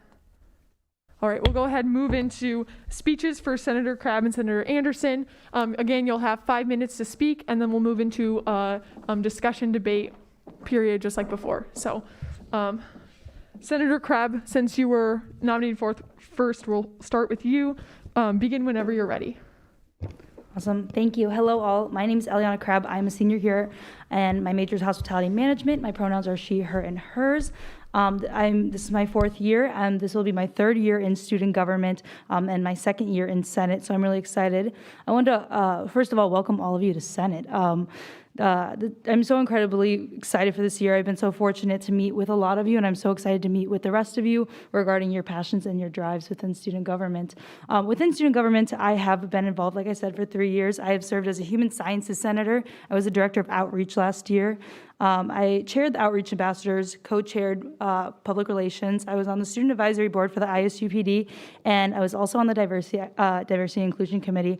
Outside of student government, I've been involved as a student admissions representative, multicultural peer mentor within the Connect 4 learning community, a member of the National Society of Minorities in Hospitality, and an ISU catering student intern. I am running to be your next Vice Speaker because I care about your success and well-being as senators, leaders, and students. Something that is incredibly important within student government is community. Community is something that I've continuously focused on, whether that be in student government, Iowa State, or the Ames community. The 3 biggest pillars of community that are important to me is accessibility, transparency, and diversity and inclusion. I have worked on projects that have held accessibility in the front hand of it, such as ASL interpreters at executive debates, weekly Senate schedules out to the student body, and consistently working with the Office of Student Accessibility Services. I'm planning on working with chief officers to make sure that leadership within student government is the first face you see when you come into the room and the last face you see when you leave. Knowing that your president, vice president, chief of staff, finance director, speaker, and myself are in the same room, knowing that you have our time before and after Senate is very important to me. Vice Speaker works with the mentor-mentee program. So essentially with that, I would want to go into those with topics regarding finance, bill writing, and diversity and inclusion. I know 2 years ago I had Zach Mass. He was my mentor, and I would like to just change the structure of them a little bit, just so that we can all kind of be on the same level, if that makes sense. Another goal I have as a senator is setting up fundraising events monthly for clubs and organizations that may not fit into our priorities and criteria. So that would be like sororities, fraternities. This will enhance relationships between student government and organizations. Regarding transparency, the 3 branches of student government is where we would need to start. Making sure that Cabinet, Senate, Supreme Court, and Election Commission are in constant communication. I know that as a member of Cabinet last year, working with senators was incredibly important to get a lot of my larger projects out, such as the Umbrella Project, Women's Week, and all the Election Commission outreach we did. Making sure that Cabinet is coming to Senate and making sure that we are aware of their projects and their goals. Very important to me. And it's with my experience in Cabinet last year, there's so many ways that we could all work together, and I'm just really excited to see that next year. As Vice Speaker, we do post Senate reports, so they kind of just sit in the drive, from what I heard. So I think sending that out to the other branches is really important. I know that I had some experience of doing this before every Senate meeting. There would be a whole bunch of bills that we're going over, then that would be for the student body. I will make sure to send out, both those to them. As Director of Outreach, I was able to make sure that I let students know when and where Senate meetings were, what we were working on, and the impact that we were having on student life. This is something I plan on continuing with each and every one of you. Inspiring other senators to reach out to their constituents is incredibly important. I am so excited to work with you all to increase transparency within student government. My last topic is diversity, equity, inclusion. This is an incredibly important topic for this year. I will push working meetings for the Senate to increase engaging conversation about our BIPOC and LGBTQIA+ communities. This will allow us to figure out ways that we can help every single one of our students at Iowa State. This year, I'll be asking every single senator to do a one-pager regarding resources for BIPOC communities, students that identify as LGBTQIA+, students that struggle with mental and physical health, women and international students. I want to reiterate that I am here for your success as a student, 30 seconds. senator, and a leader on campus. I absolutely love this organization, and I'm really looking forward to you all loving it as well. So thank you so much for your time.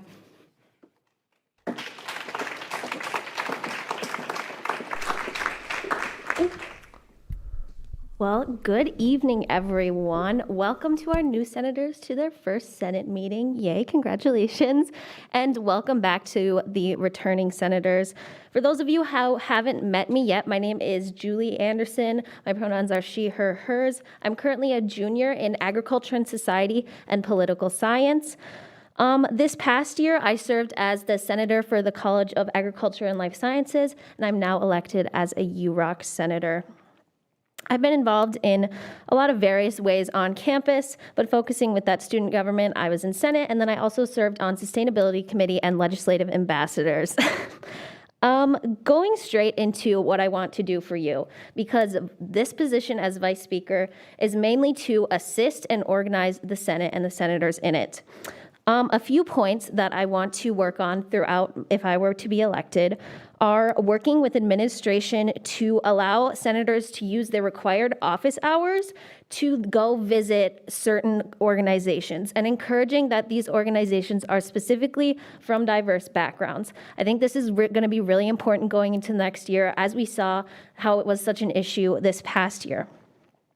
Another thing I want to do, which basically everyone has talked about, is meeting individually with senators as they want to go over anything about writing bills, Robert's rules, all that good stuff. When I first came into Senate, I would say that was my number one barrier to entry, is that I just didn't know how this worked. I was like confused, and for a long period of time, I didn't know like what exactly a bill could be. Like, how am I supposed to write that individually? So getting right on that right away, letting you guys know how to do that, I think will just really have the Senate functioning at a higher level quickly. Next, I want to work with the executive branch and others to schedule more programs at the beginning of Senate. If you guys don't know, we have a program at the beginning of Senate usually to talk about various things of government, to schedule more programs specifically around diversity, equity, and inclusion, and First Amendment training. Starting with diversity, equity, and inclusion, we've seen the climate this past year. This is obviously something we really need to work on, and I think educating ourselves at the beginning of every Senate meeting, that's something that we need to do. And then going into First Amendment training, we've talked about this briefly. We want to keep our funding. We don't want the state legislature to take it from us. And one of a hot topic within this past year has been the First Amendment, what exactly it does, what is freedom of speech? Can you really say anything you want? So actually talking about that, outlining it within a program would be great. And then moving into mentor-mentee meetings. Like Senator Crabb said, this is mentor-mentee meetings are working with a previous senator to help you with anything you need. Something that I noticed within this past year, and I would like to talk to the chief officers about, is having mentor-mentee meetings not be required to be reported. I feel like this is something that should be a friendship and not like, you have to do this. I think that everyone should do it because they want to, and that's the climate that we want to create, and I'll touch on climate again later. And then lastly, again, like other people have said, hosting a town hall where students, I don't like the word town hall, we need a better word for that, hosting an event regularly where students can come talk to us about their issues on a more personal level without having come up here, stand behind a podium, like do all the like things you have to do in the open forum. And then lastly, this I think is the most important point, and it's a little more overarching. Being in Senate this past year, COVID, it was a very political year. I think that the number one thing we need to do this year is create a better community. A lot of senators left because they didn't feel like they were included. They didn't feel like their voices were heard. We can't let that happen again. We need to create a better community by actually fostering individual relationships with each other, whether this is hanging out outside of Senate, just like reaching out to talking to each other. I think it's important that all of our executive branch and all of our leaders within Senate are on the same page there, that this is exactly what we need to 30 seconds. do. With that, I am done. I thank you all for coming and listening to me ramble.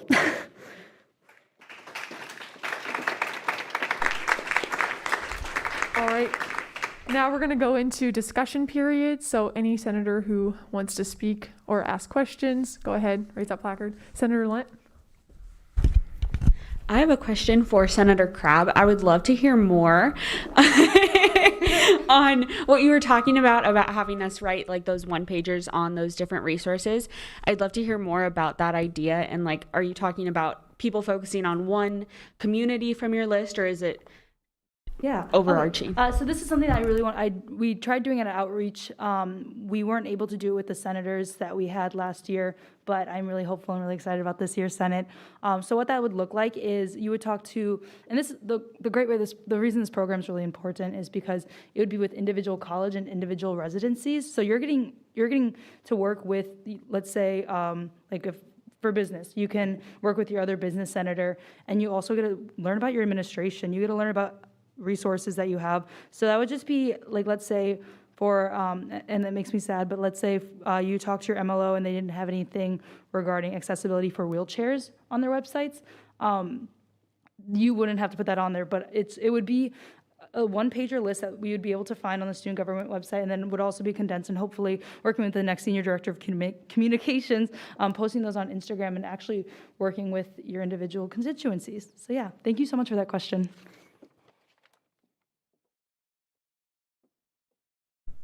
All right, moving on to Senator Yang.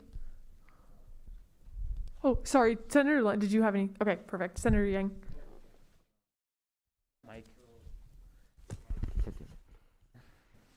Keep forgetting to use the mic, sorry. So you talked about First Amendment training, and considering the debate around those things, you'd be very careful picking, you need to be very careful about picking who should lead those trainings. So I was just wondering, what kind of person do you think should lead First Amendment training?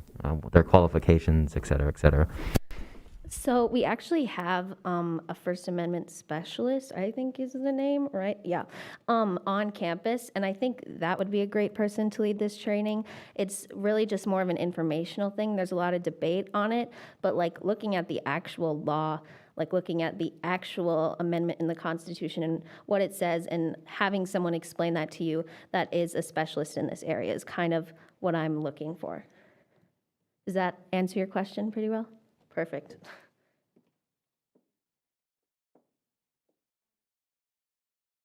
Goff. This is a question for both of you.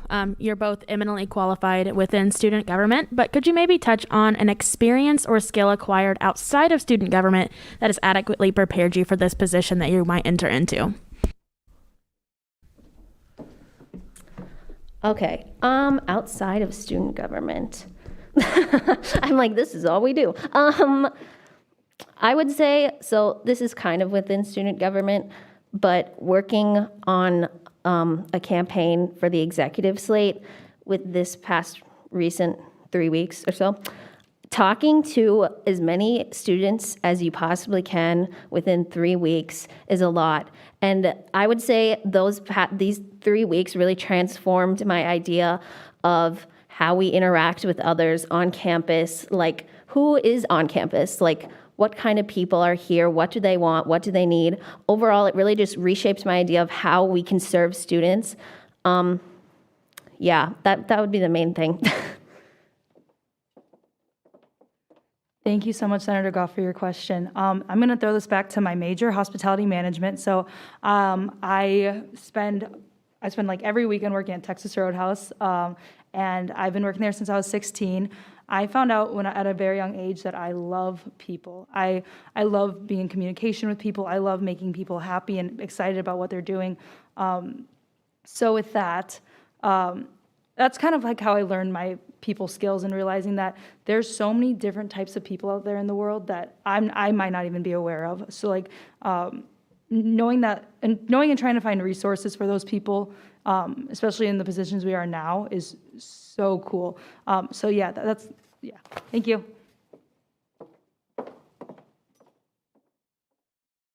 Senator Hayes.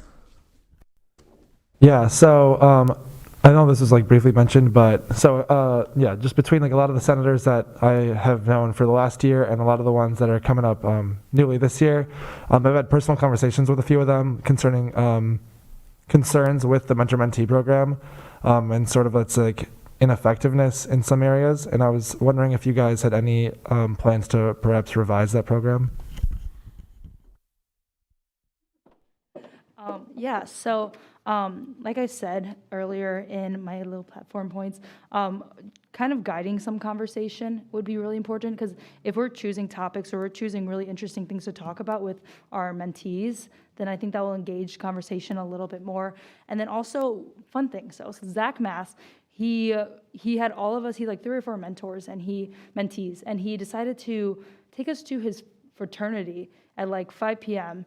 And yeah, we just had dinner together at 5 p.m. in his fraternity. So kind of just, I think something that would really help is laying out ideas as the leader, as one of the leaders in Senate. I would have to be like, these are some things that you can do instead of having to do one-on-one in West Sauce, the West Student Office Space, sorry.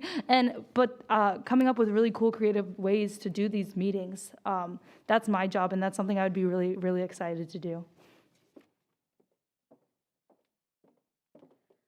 Yeah, so it sounds actually funny. Zach Mass was also my mentor this past year. And the reason that I want to open up the requirements and how much you actually have to submit, yes, I met with my mentor, is because I feel that it makes it more of a requirement. Like, this is a duty that I have to do, meet with my mentor, when really it should be a friendship. Like, Zach and I think we officially met. Don't give me a malfeasance, but we officially met once, officially. But we had a class together. I saw him 3 days a week, and we talked every single time. And so, don't.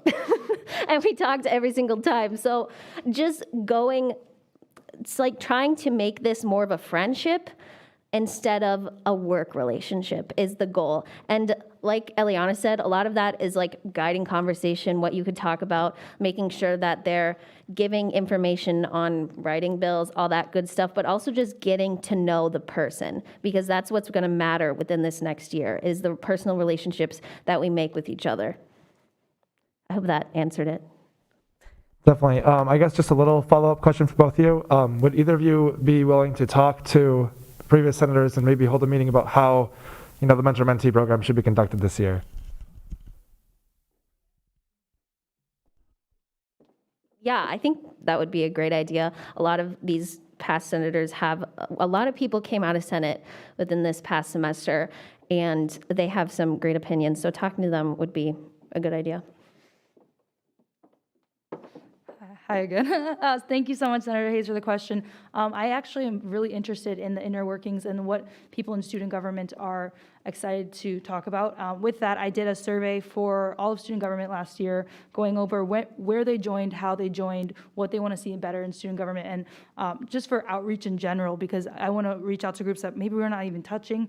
But so I'm hands-on. I'd be completely hands-on with that. So I want to say thank you for that idea. Thank you. Thank both of you. All right, is there any further discussion on these two candidates? Oh, sorry, Senator Ulrich. Hi. So I love listening to both of your platform points and seeing what you want to get done through being speaker of the or vice speaker of the Student Senate. But I want to know how you both will be willing to work beside Speaker Weathers, through this joint role and, forward making student government and the Senate even better through that. Yeah, so I know Senator Weathers obviously from working in Senate for the past year, but like Speaker Ludwig, former Speaker Ludwig, once said earlier, the Speaker and the Vice Speaker have to work really closely together. I would say that the Vice Speaker is assisting in the organization of what the Speaker says, and so I think it's really important, and I agree with all of Senator Speaker Weathers' platform points. And I would be willing to work with him on all of those, as I think he would be willing to work with me on mine, and really just like forming a partnership between us would be my goal. Yes. So with Senator Weathers, it's really cool because we have a lot in common, but we also have a lot that like contrast, I guess. I don't know. But so I don't know if with like the platform points, we actually have some of the same platform points kind of regarding. Why can't I find it? Post-Senate reports. So those are ideas that we're already having together. And then there's also things where, like last week, he voted against one of my bills, and it was a small amendment. It wasn't anything big, but I remember being like, Dawson, and he was like, sorry. So like we have a relationship like that where we don't always have 100% the same views, but we work really well together, and we get stuff done. So thank you. Senator Hayes. Hi, I would just like to yield some time to Election Commission Treasurer Krug, and maybe he could put Mariana on the phone and see what she has to say, if she has anything.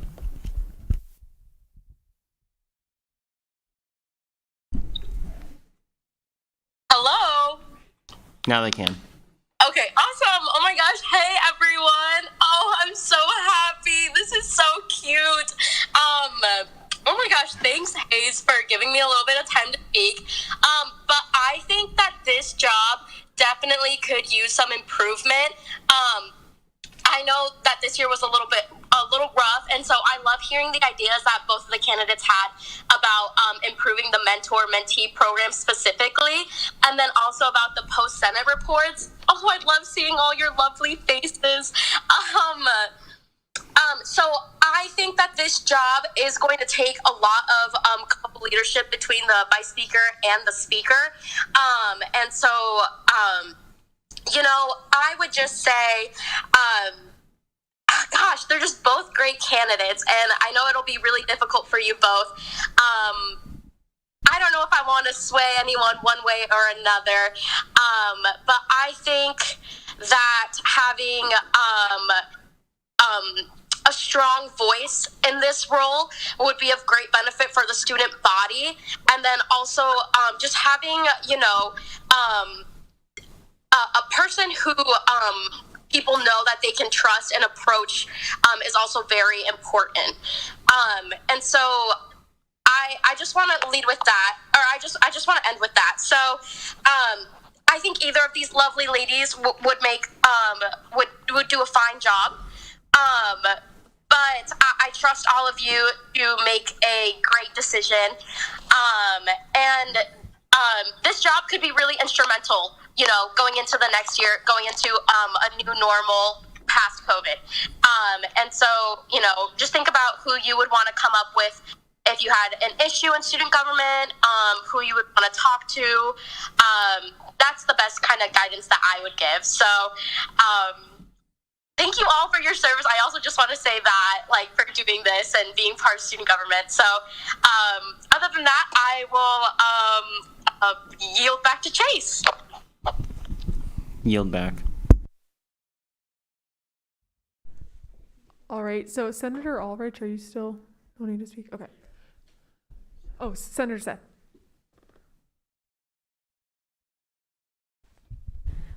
So I have two questions. My first question is directed specifically towards Senator Anderson. So you mentioned that you wanted the mentor-mentee program to kind of, kind of like organizing it so you wouldn't have to do as much paperwork. There wouldn't have to be all of this reporting. But one of the things that I just wanted to ask you about is, how do you ensure that people are actually meeting with their mentors? That was just one of my concerns, because if you don't require it, how do we know that people will actually do it? And so I just wanted to hear more about that from you. Yeah, that is also something that I thought about when talking about this, actually. So first of all, I would have like a pretty extensive survey on you, basically, as a senator, what you want to do to match you with the right mentor. And I think just in doing that, it will help you foster a friendship. And then secondly, I would just ask them if they're meeting like with their mentor. It takes less pressure off of the mentor and mentee, I feel, and it just makes it more comfortable in just forming a friendship. And if they aren't, then I'd maybe getting a new one. Like, you don't have to have your same mentor if you're not getting along. You can have someone else, is kind of my thought with that. Does that make sense? Yeah, that does. Okay, perfect. All right, thank you. And then my second question is for both of you. So I guess since you'll be working really closely with the new speaker, Speaker Weathers, I just kind of wanted to ask, give us like an example of an instance, where maybe you weren't getting along with someone, or, you were having issues working with somebody, whether that be, a faculty member, a student, colleague, whatever, and just kind of talk about, maybe how you handled that, how you approached the situation to, resolve conflict and, maybe still be productive. Okay, I'll go again. I would say that I look at conflict as like something you need to be really transparent in. So if I'm having an issue with someone, if I'm like, we're not getting along, something's not working there, I tell them. Like, I'm pretty straight up about how I think, but I try to do it in a way that's respectful. So having a nice conversation with this person to figure out your issues and being completely honest is the main way that I resolve conflict. Yeah, I'm gonna take off from Julie. We're both very wonderful, respectful women. So I feel whenever conflict does arise, it's simply just listen to the other person why they're upset, talk to them and tell them how you're feeling, and be honest. And then if it doesn't work out, then just respectfully try not to be by them as much.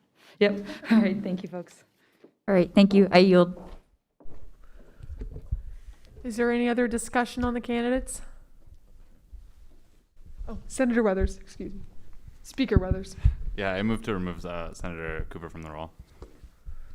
Is there any objection to removing Senator Cooper from the role? Okay, he's removed.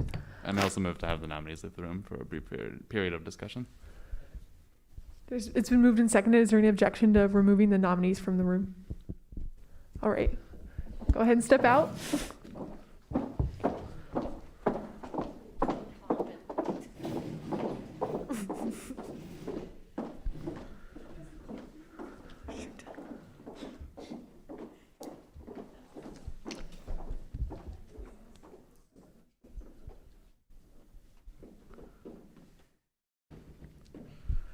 All right, back to discussion.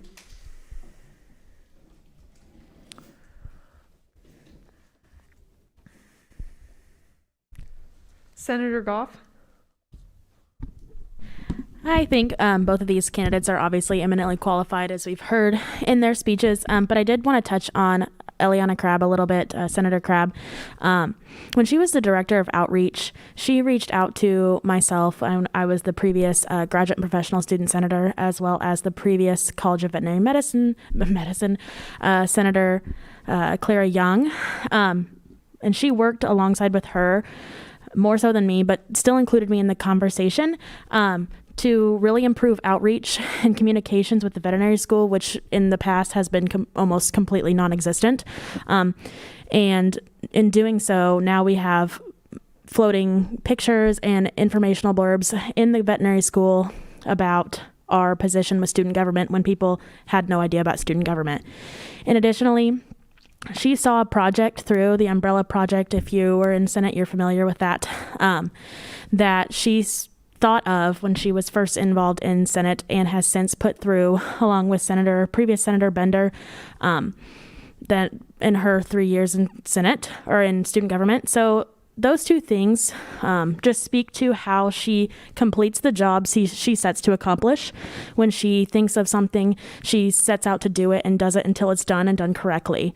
But aside from this, she's both professional and personable, which is necessary for this position for engagement with the Senate body. And that helps her foster the relationships and makes everyone she talks to feel included. I know I'm not an undergraduate, so I don't feel quite the connection, but she always makes me feel included in the conversation. Senator, is it Claiborne or Claiborne? It's Claiborne. Okay, perfect. I just also want to touch on Senator Crabb. She's the first person I met in student government for DIS because I am a freshman. And if it wasn't for her, I probably wouldn't be sitting here right now. And going off what Senator Goff said, for outreach, I was a part of Diversity and Inclusion Committee this year, and just her with Lauren Perk getting out the information that I was doing, reaching out to me, asking how I was doing, how all the projects I was doing were going, and just being the voice that I could have, but also translate it over to student government and people who didn't know. So I just want to say that I am voicing my support for Senator Crabb because she is what I think someone who for vice speaker should be. I yield. Senator Seth? So this is an even harder decision than the speaker because I have worked extensively with Senator Crabb in the last year in cabinet, and Julie was on my committee, and she calls me mom now. So this is a really hard decision to make. But I think that both of them are eminently qualified to be in this position. I know that they're both really passionate. Julie has worked really hard throughout the year in Sustainability Committee, and she went to Finance Committee with me to work on the library recycling project and talked to people about that, and has been really involved in the outreach end of Sustainability Committee as well, in terms of, coming up with ideas for our social media account, our Instagram, which you should totally follow. Just shameless plug there. And has also just been very helpful and a leader in our waste subcommittee that has worked on a lot of recycling and composting projects on campus. So do with that information what you will. But Eliana Crabb, I will say, is so passionate and so driven, and she has worked so hard this year and made a lot of improvements in student government, especially with regards to accessibility, and also working on a lot of diversity, equity, and inclusion initiatives with Lauren Perk, and that was something that was the dynamic duo. It was honestly like a quadruple group of them in cabinet that were working super well together. So she has really good collaborative skills. I've seen them in action many times. So she would be a great candidate for this. And I guess I would also say with regards to Senator Crabb is that she would always text me and be like, yeah, do you need anything? Or she'd email me and be like, I want to reach out to this club. Can you help me with this? And I'm like, yeah, sure. So she's very much interested in getting other people's opinions. And so with that, I will yield. And yeah. Senator McCready? All right, thank you. I want to first say that both these candidates seem very qualified in my opinion. I have not had the chance to meet with, I totally forgot her name right now. But I have been very, very close with Senator Crabb ever since I started my campaign. I started my campaign on March 2nd, and I got an email on March 5th from Senator Crabb wanting to collaborate on some things that was on my platform. And I have a huge email chain with her that's massive. I've probably bothered her with the amount of questions I have asked her, but she's always been there for me. And that's just something that I cannot express how much that I appreciate that with what she's done for me. And if she even puts in half the effort as vice speaker, if she's done with getting me to feel like one of a senator, like an experienced senator, then I know she'll be amazing at this position. And she has my full support. I yield my time. Senator Simmons. Hi, everybody. So I just want to speak on behalf of Senator Anderson. So she is really the person that pushed me to run for Senate. So I wouldn't be here without her. And I kind of want to call out Senator Breck too, because she pushed both of us to run for Senate. And she has been really helpful, giving me the resources I needed to help campaign and to kind of build my platform and meet other senators and other senatorial candidates. And from when I've been around Senator Anderson, she's very hardworking and she stands up for what she believes in. And I think that's something that she will do as Vice Speaker. So I yield my time. Thank you. Senator Brecht.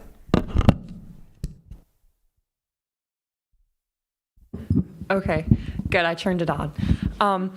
I just want to speak on behalf of Senator Anderson. I've gotten to know her more throughout my time here at ISU, and obviously I think we can all agree that both of these candidates are overly qualified. But I have gotten to know Julie really well, especially through outside of student government as well. I remember walking into our first sorority event. Julie was one of the first faces that greeted me and came up to me, and she's done that for so many other people too. She's very much a welcoming face, and she's loves fostering those connections. And like Molly touched on, she is going to stand up for what she believes in. She will stand up for the people she represents, but she's also going to be very cordial about it.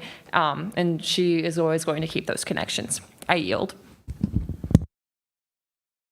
Yeah, just a request for information. What's the exact role that the vice speaker plays? Well, actually, former Vice President Schrader was a vice speaker for 2 years, so he could probably answer those questions. Please do. Yeah, so I think the formal role of vice speaker is pretty procedural. You run the mentor-mentee program, including the fees associated with that, if there are any. In Senate meetings, you run the screen, you have all the bills pulled up and the amendments ready to go, and you make sure that Senate flows well as creating a report after Senate to explain what happened in a summary format. And then the vice speaker sits in chief officer meetings as well, and that is the formal role of the vice speaker. Thank you. I yield. Senator Weathers.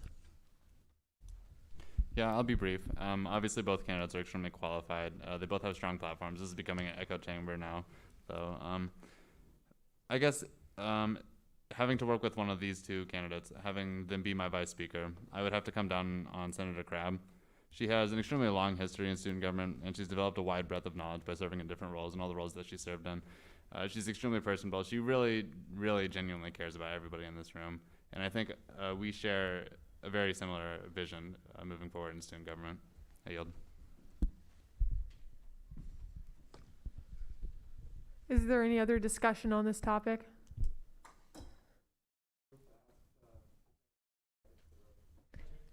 It's been moved and seconded to bring the candidates back into the room. Is there any objection? Mason's on it. Perfect. Thank you, Mason. Okay, we're going to bring the candidates back into the room.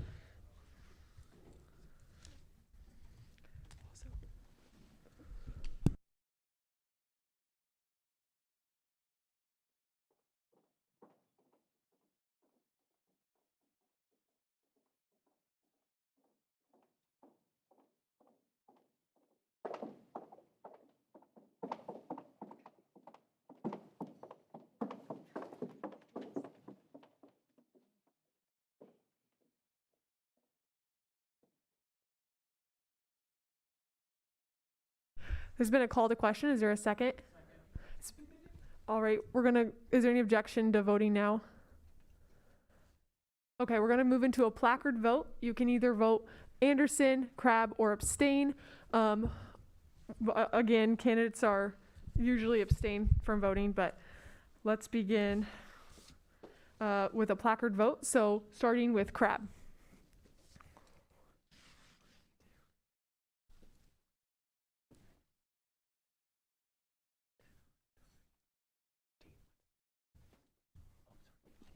Okay. And for Senator Anderson.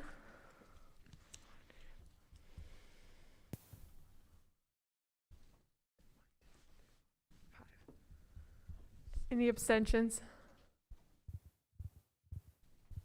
You two? You guys both abstain? Okay. Okay. Yep, and then there's two other proxies. Martinez. What'd you say? Crap, okay.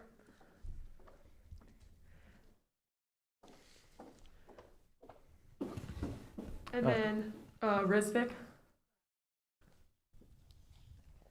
Sonia voted. And then Paulson? Voted for Crabb. Okay. Of a vote to 17 to 5 to 0, or 17 to 5 to 2, Eliana Crabb is our new Vice Speaker of the Senate.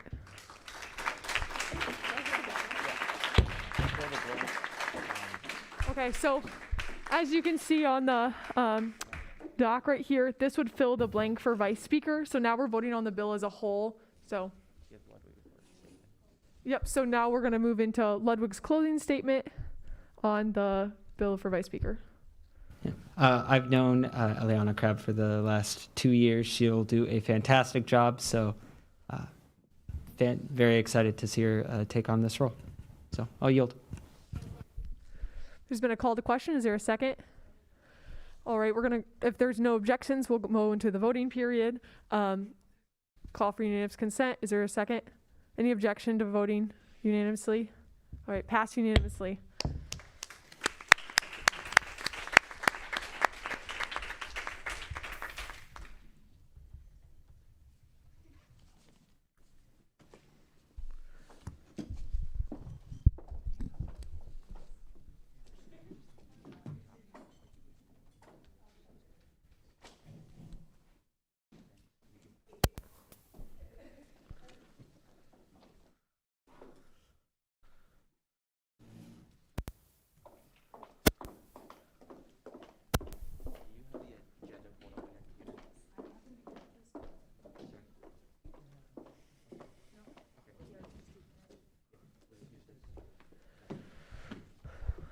All right, we'll move on to 2021-1-003 SG, seating the chair of the Student Initiatives Committee with Speaker Ludwig with opening comments.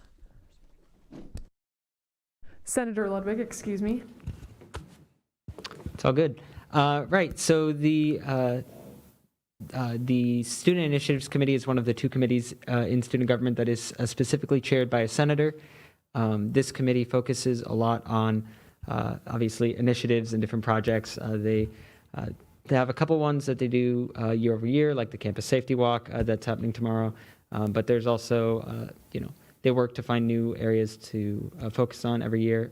Senator Advait has spent the last year as the chair of the Student Initiatives Committee. So if you have any questions, he would be more than qualified to answer them. So with that, I will yield and allow some nominations to happen. Yeah, opening the floor for nominations. Is there a motion to do that? Is there a second? All right, with no objections, we're gonna move into nominations. Senator Anderson. I would like to nominate Senator Advait. Senator Advait, do you accept? Any other nominations? Oh, Senator Weathers, or Speaker Weathers. I nominate Senator Hayes. Senator Hayes, do you accept? I respectfully decline. All right, any other nominations? Is that the end of the nomination period? So we'll go ahead. Move to close. Move to close nominations. Is there a motion to close nominations? Motion to close nominations. Is there a second? All right. Any no objections? We're going to go into a voting. Senator Advait. Does he unanimously? So we can either do that, or someone can just move to fill the blank with Senator Advait's name. Can someone move to fill the blank with Senator Advait's name? Is there a second? Second. Any objections to filling the blank with Senator Advait's name? All right. Do I have to vote on that then, or the whole bill? Now we're voting as. So we'll go back to Call to question. call to question. There's been a call to question. Is there a second? Any objections to voting now? Now we're going to vote. For Senator Ludwig. Senator Ludwig with closing comments prior to voting. Yeah, Senator Advait did a great job this last year, and I'm sure that he will continue to do an awesome job as chair of the committee. So I will yield for the vote. All right, moving to the vote. There's been a call for UC. Is there a second? Any objections to voting unanimously? All right, passed.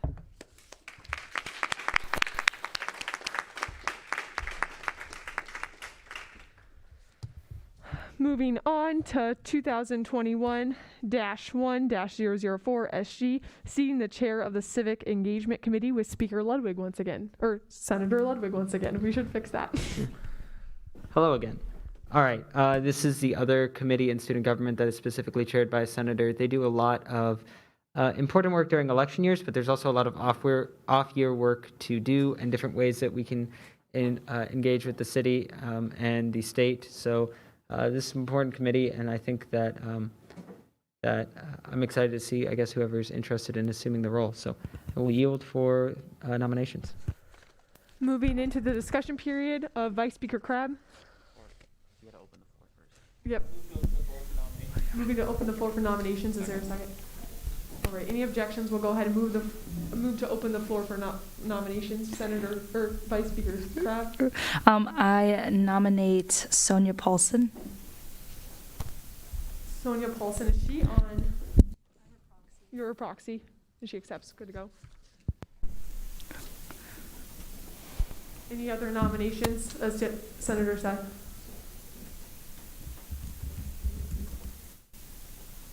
I nominate Senator Anderson if she's interested. Any other nominations? All right, is there a motion to close nominations? It's been moved. Okay, and seconded to close nominations. So is there a motion to fill in that blank with Senator Paulson's name? So moved. Is there a second? It's been moved and seconded to fill in the blank with Senator Paulson's name. Is there any objections to that? All right, perfect. Okay, so now we're voting on the bill as a. That's everything, right, for that one? We'll go into the debate on the bill as a whole. So now her name's filled in. Is there any discussion on that? Senator Crabb?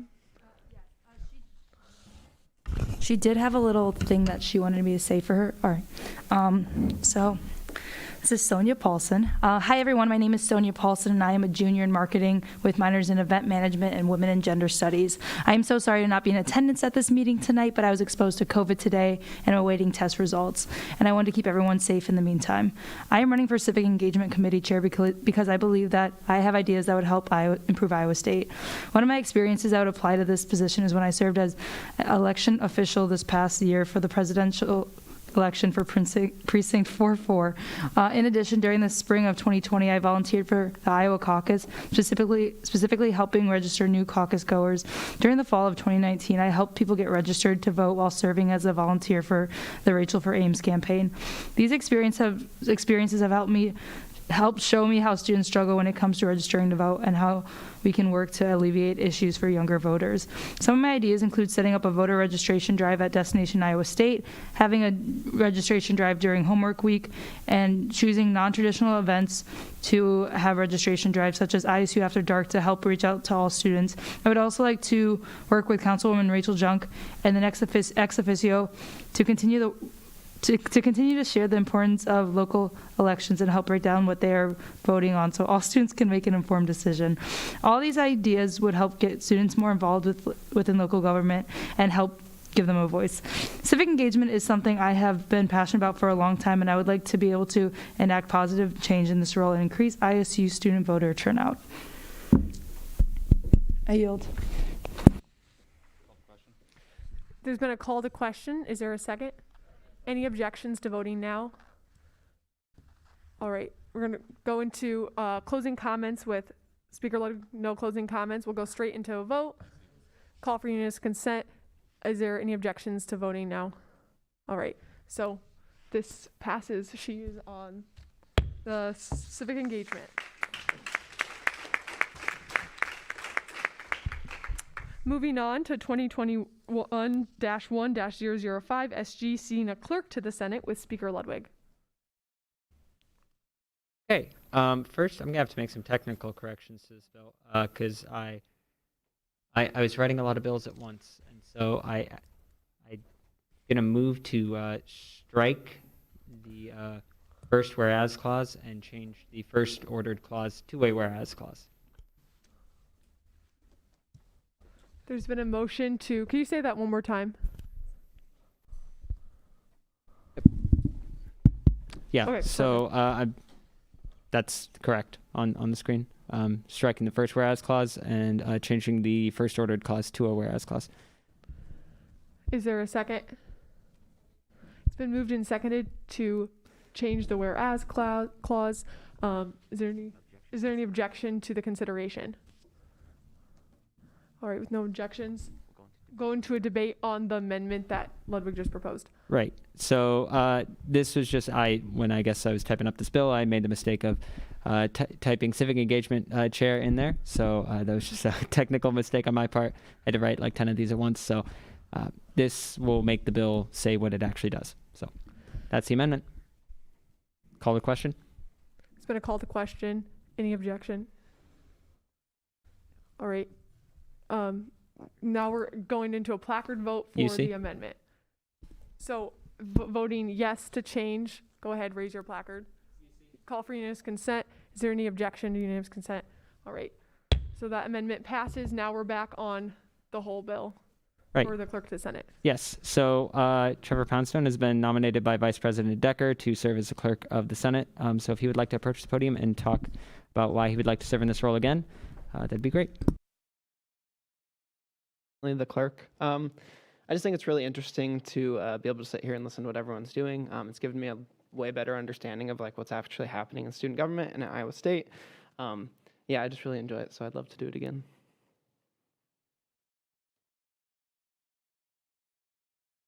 Questions for Trevor? Call the question. Thank you, Trevor. There's been a call to question. Is there a second? Second. Is there any objection to voting now?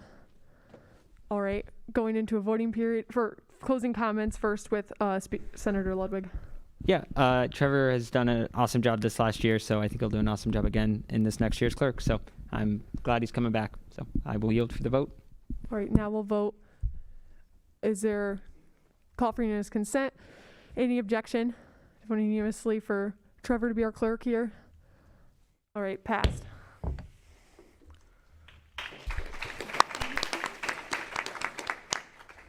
(2021-1-006 SG, electing a senator to the Student Fees and Tuition Committee with Speaker Ludwig. Okay, so yeah, this the Student Fees and Tuition Committee is probably one of the most important committees that student government has representation on. They issue recommendations to, I believe, the president of the university, who forwards them on to the Board of Regents as to what the fee rates should be for students. So that's the activity fee, the fee for rec centers and stuff like that. So this is probably one of the areas where we have the most direct control over what the cost for college is here at Iowa State, and I think it's a very valuable role. I think I know Vice President Schrader was on the committee last year, so he can answer questions about what the committee does, and I don't know that anyone else who was on the committee is here today, so if you have any questions about the work of the committee, he would be able to answer them for you. So I will yield for discussion and nominations. Senator Anderson. I would like to nominate Senator Advait. Can you open the floor first? I move to open the floor. Is there a second? Now opening the floor for nominations. I would like to Senator nominate Anderson. Senator Advait. Senator Advait, do you accept? Any other nominations? Senator Ludwig. Senator who? Do you accept? Any other nominations? All right, is there a motion to close nominations? Seconded. Is there a second? It's been moved and seconded to close nominations. Now we'll go into a placard vote for the two nominees for. Well, let's go into debate on that. We're going to debate on those two, and then we'll go to a vote later. But yeah, so debate on Senator Ludwig or Senator Anderson and Senator Philippi. Senator Advait and Senator Philippi. Yes, Senator Advait, excuse me.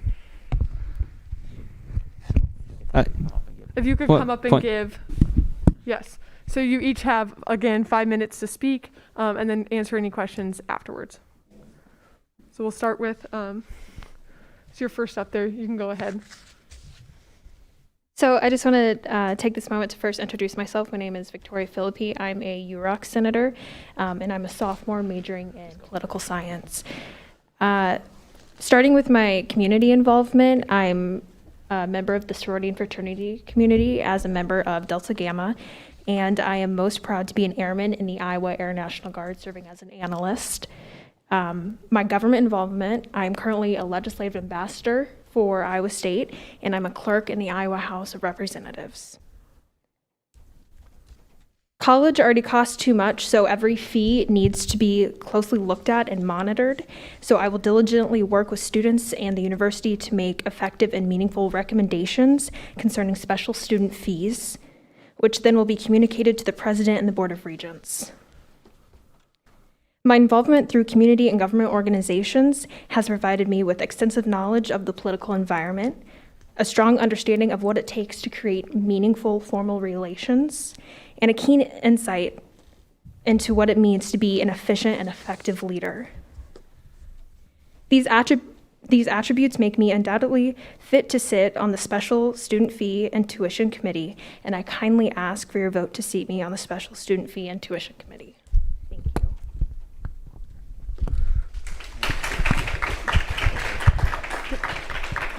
And Senator Advait, you can begin whenever. Hello, everyone. I'm Advait. Just to quickly go over, I guess, why I want to be on this committee. I haven't been on Finance Committee before, admittedly, but the cost of college is something that's really concerned me. I was looking at the way the legislature's been funding Iowa State, and I believe the numbers stayed constant over the last 10 years or so. At the same time, enrollment's declining, which means all of the increasing costs here have to be handled by the university itself.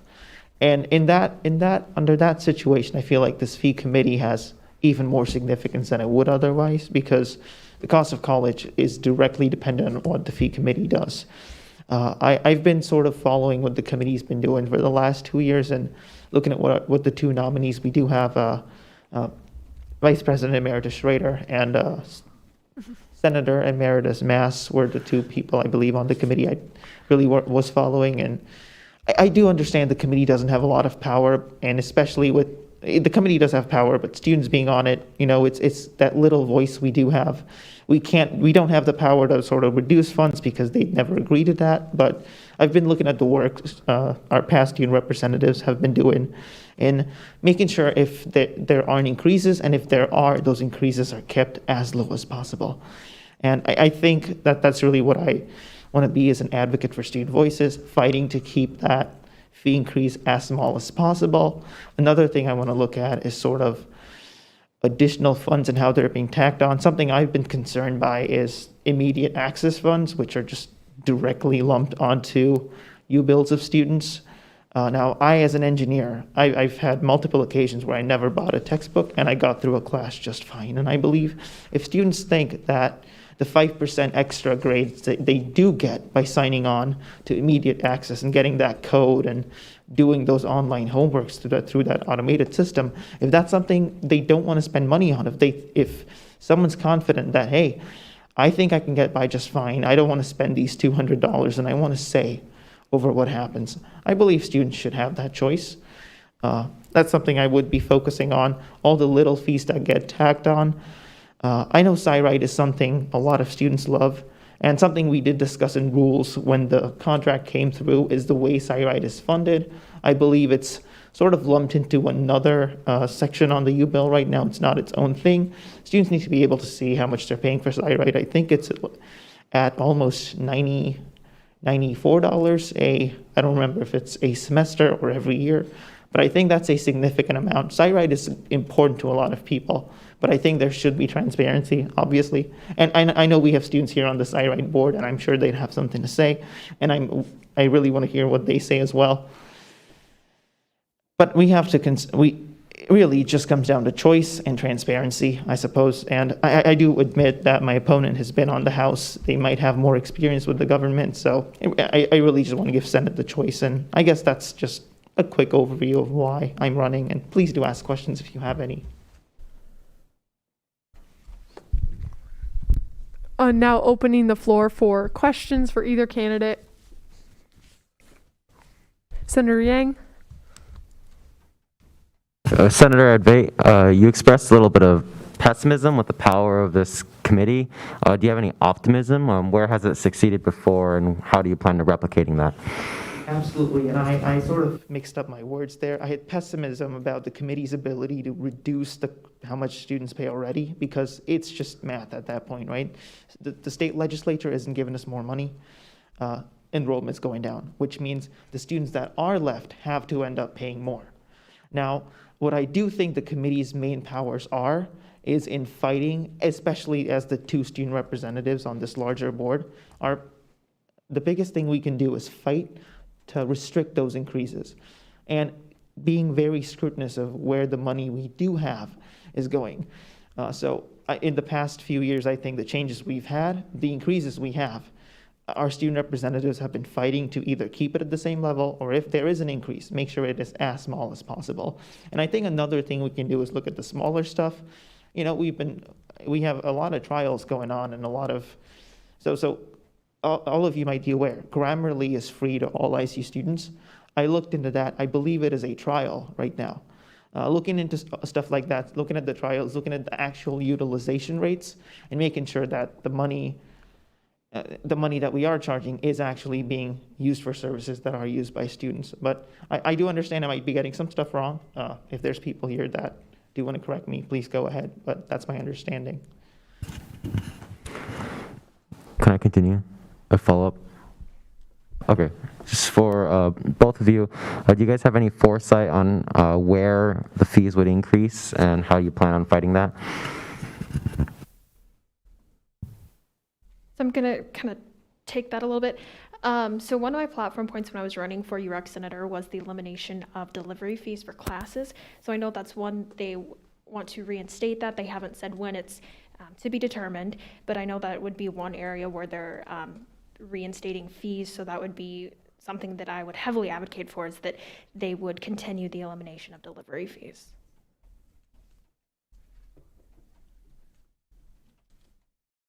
Yeah, in terms of increases, like I said, it is an equation, and we have a constant, and within that constant, we have variables we can change. And increases are the default if we don't change anything, right? Increases is going to happen without us doing anything. So I think being prudent, being scrutinous, really, delivery fees are great. Steal my opponent's point, I suppose, but also the stuff I talked about with immediate access to textbooks. That's another thing I want to work on. And I feel like you also need to have a more holistic strategy, if you will. For example, open educational resources. Pushing those would help us eliminate textbook fees entirely. I mean, with the advent of the internet, there's wonderful, you can find full-length PDFs of open source books that the authors have very gratuitously provided for free just to further knowledge. And now that we have those resources, I know there is a different OER committee, and this is more of their focus, but in terms of the fee committee, I suppose it really comes down to the two things I did talk about. Does that answer your question? All right, thank you. Senator Ludwig? Yeah, I was just going to give Vice President Schrader a minute to talk about the committee, or former Vice President Schrader, I should say. You know, I liked emeritus better. Sorry, I'll do that in the future. I'm just, yeah, thanks, Senator Ludwig. I just wanted to kind of give some context to what the committee is and what it does. So I don't know if someone said, but the committee is made up of a bunch of students and a bunch of administrators. There's one more student than administrator. So for students, we have the student body president, one of their appointees, the finance director, and a senator.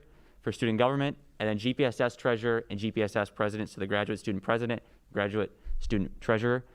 And then for administrators, that's a rotating list. Sometimes it changes in the middle of the year. So, but there's 5 of them. This past year, when we voted, there were several votes where every student voted one way and every administrator voted the other. So I think it's very important to elect someone who has the ability to organize, who has political experience, and can make tough decisions. Because if we would have accepted every fee increase that was proposed, fees would be about $300 more this year, and we did not do that. I think especially the course fees are something that will come up again this year. So I'm happy to hear the nominees talk about that, because that was a proposal of a $120 fee increase a semester, and then deleting course fees. Course fees were temporarily put on pause because of COVID. But they're trying to find a long-term solution to that. And obviously every student on that committee did not find the proposal amenable. I would like just to touch on immediate access. That's not something that the fee committee has direct purview over. It's special fees, so there's only a certain number of the fees, not everything labeled a fee, this committee votes on. So it's just special student fees, and those are assessed at the beginning of the year with tuition. If anyone has any questions about this, please ask me. This is a very important committee. You get blasted with a lot of information. I think it's really important for student government to have the best representatives in every single one of those positions that we have, because it is really not important enough. And this is our voice on the cost of college. And I think just about everybody agrees that that is a large, large issue currently across the country and at Iowa State. So thank you, and I'll yield back to Senator Ludwig. I'll yield. Any other discussion? All right. Yeah, is there a call to question? Second. Moved and seconded. Is there any objection to voting now? All right, we'll go ahead and go into a placard vote. So you can vote advait, Philippi, or abstain. So we'll go ahead, starting with advait.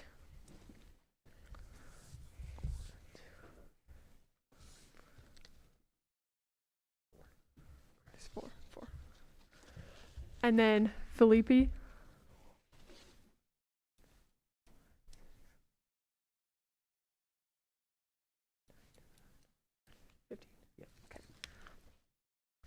And then abstentions. 2 abstentions. You guys both abstain. Okay. So it's, and then the proxies. So that'll be Senator Martinez.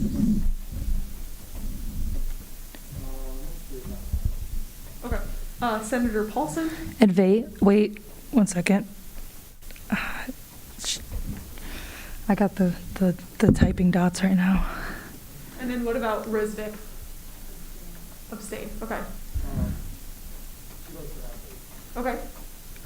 Still getting the typing bubbles.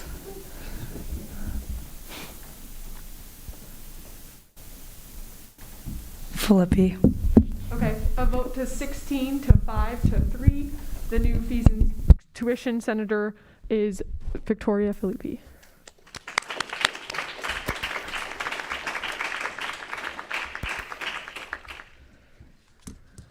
All right. So now we're going back to debate on the bill with the blank filled in. So moving into debate on the bill, is there any discussion? Question has been called for and seconded. Any objections to voting now? Is there an objection?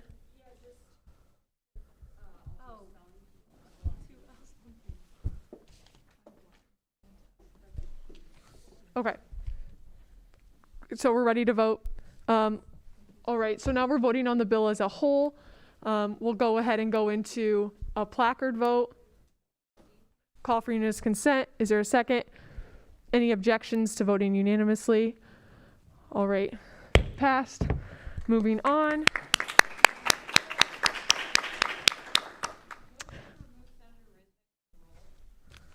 There's been a motion to remove Senator Rizvik from the roll. Any objection? Senator Rizvik has been removed from the roll. All right, moving on to 2021-1-007 SG, electing a senator to the SciRide Board of Trustees with Speaker Ludwig. Senator All right. Ludwig.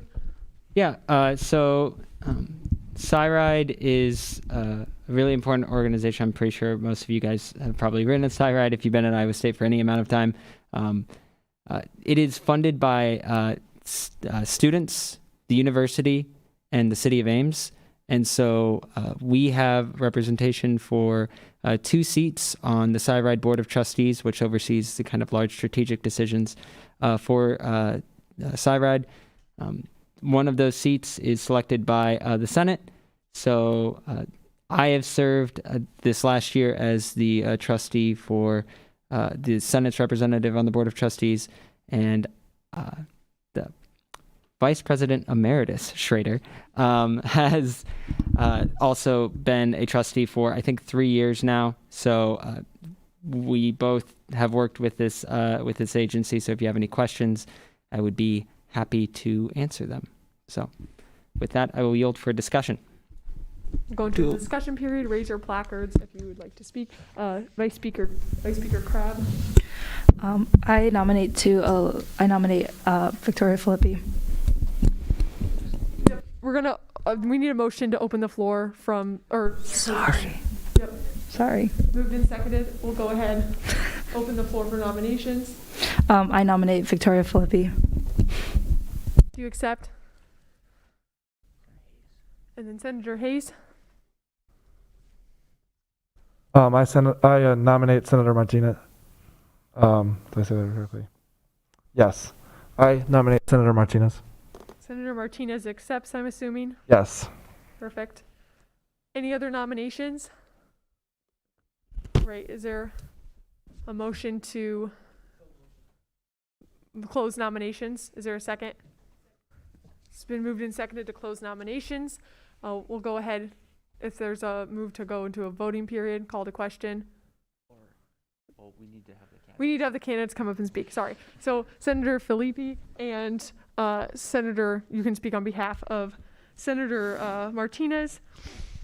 You'll both again get 5 minutes to speak, and then discussion period follows. So go ahead and begin whenever you're ready. Okay. So in accordance with my position as a UREC senator, I highly appreciate the accessibility, reliability, and convenience of the SciRide bus system and what it offers to students living off campus and commuting to campus. I want to see the success of the SciRide bus system continue, and I would like to serve on the SciRide Board of Trustees.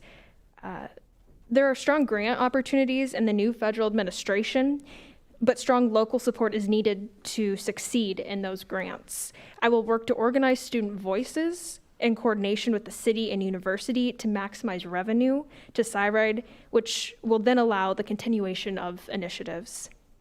Once again, I find so much value in the SciRide bus program, and I will work to further continue its success. And again, I kindly ask for your vote to see me on the SciRide Board of Trustees.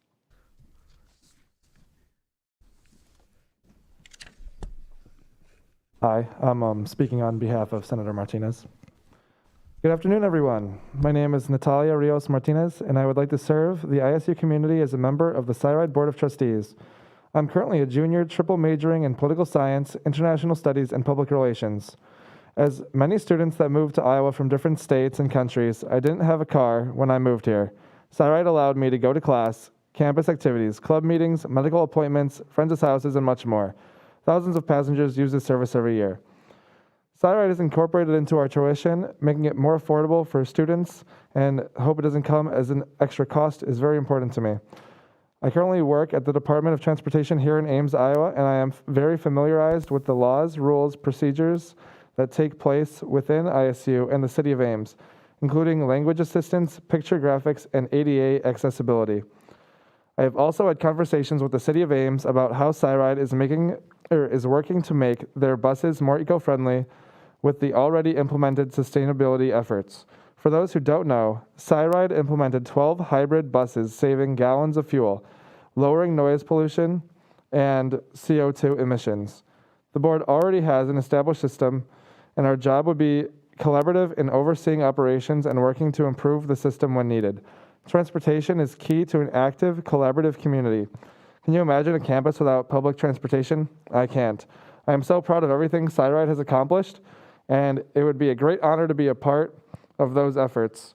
Just as I promised during my LAS senatorial campaign, I promise to bring your concerns to the table and address them. I also want underrepresented students to feel heard in the transportation industry, as I have been doing during my time at the Civil Rights Bureau in the Department of Transportation. Thank you. Moving into the discussion period, are there any questions from the floor? Oh, Senator Debate. This goes to both of you. Something that's sort of a tradition we've had with the SciRide board is we generally have student leadership there, student president, something of the sort. We do have that right now, I believe. And I guess I just wanted to ask both of you, would you be coming back to student government next year? Because to keep up that tradition, we would need a member who would be planning to be on student government long term and would be planning to come back next year and wouldn't be graduating too. So I am currently a sophomore, so I'll be a junior this fall. So I will definitely be coming back for at least 2 years.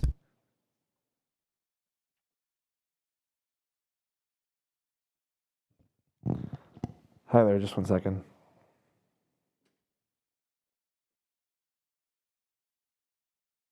My apologies.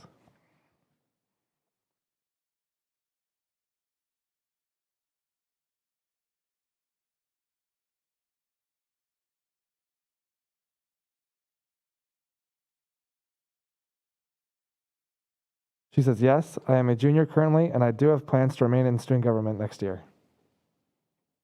Fantastic. Yeah, both of you sound really well qualified. That's sort of the biggest concern I had because SciRide spends, I believe,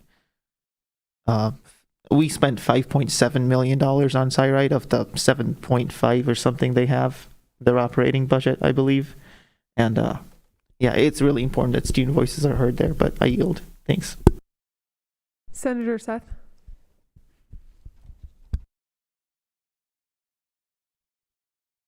I had a question for Senator Martinez specifically. I know that she'll probably need a minute to type out because you're proxying for her. But I just was curious about something she'd said about the sustainability options associated with SciRide. So I know that they have the hybrid buses and that they are also, I know that Vice President Emeritus Schrader has discussed like going electric in SciRide. In our transit asset management plan, so you can just call me president because I'm president of the SciRide board right now, but so many titles. Yes, we have in our transit asset management plan, which is where we buy, so we've already paid for 2 electric buses and we put 3 in there 2 board meetings ago for purchase next year, and we're hopeful with new federal grant opportunities to put 7 more in there over the next couple of years. Yeah, so that's really exciting as somebody who's very interested in sustainability and reducing like carbon emissions. I'm really excited about that. So I just wanted to know how Senator Martinez would, I guess, push for more sustainable practice in SciRide to continue building upon the development that we've been achieving over the past few years in SciRide.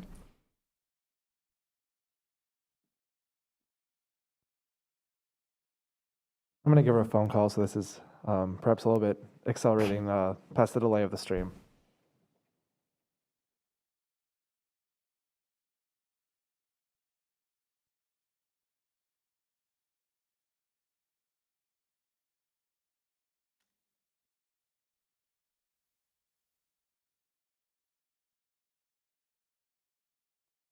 I'm sorry. Oh, I'm getting a phone call back. All right. So the question is, Natalia,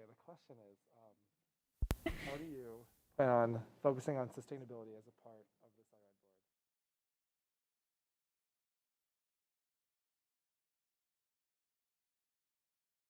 SIRAD board? Option. First of all, hello everyone, and I'm sorry I can't be there.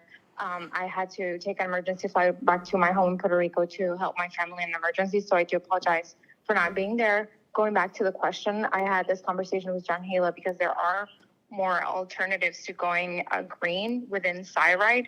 It's just a matter of time and also measuring out the alternatives, because even though going green sounds great, there are other consequences to that we do have to take into account. So it's not a simple question, but everything that I can do within my power as a student in the board, you have my word that I will do. And yeah, just making sure that we're all following federal procedure, which, like I said, I have experience with that, working with the Department of Transportation, writing aids for federal funding and things like that. So just making sure we're in compliance and working to represent our students. And thank you for your question. Okay, thank you, Senator Martinez. I yield.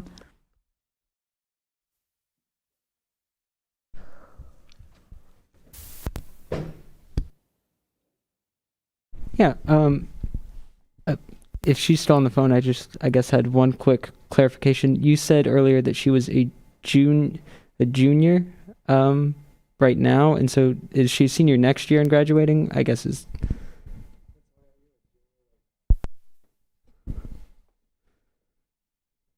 Yes, she's a junior right now, and next year she will be a senior. Is she graduating next spring?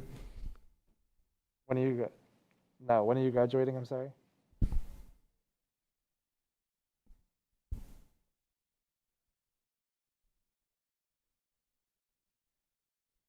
So she, since she is triple majoring, she actually has a lot of time left, and she will be here until 2023.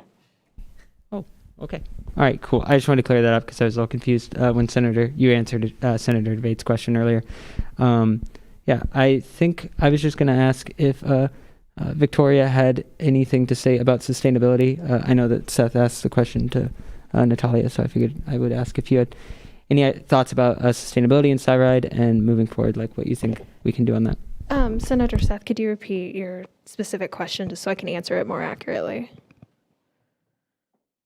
Yeah, so I was mostly just wanting to know with regards to the advances that SIRAD has made in recent years with regards to sustainability through implementing electric buses into the fleet and also having hybrid buses. How would you continue to further support sustainable practice in SIRAD and promote further advancements?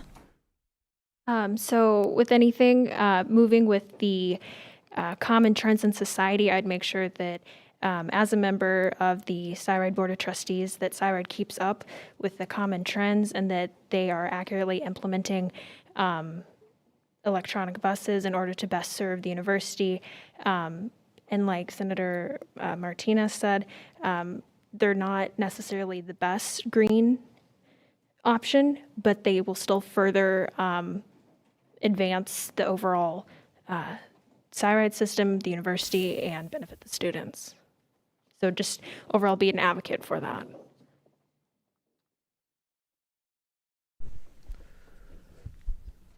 Awesome. I appreciate that.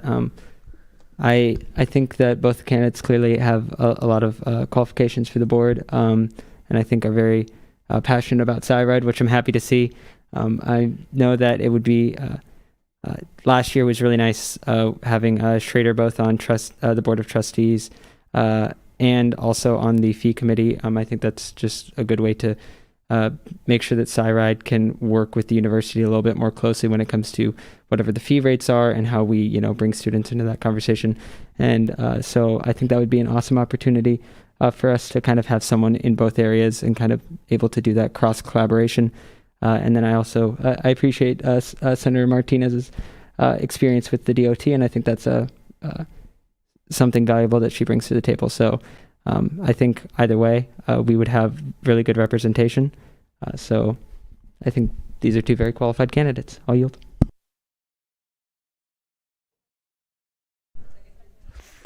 The question has been called for and seconded. Is there any objections to voting now? All right, we're going to go ahead and go into a vote with two candidates, so you can vote for one. We'll begin with a placard vote, or you can vote to or you can abstain. So begin with Martinez.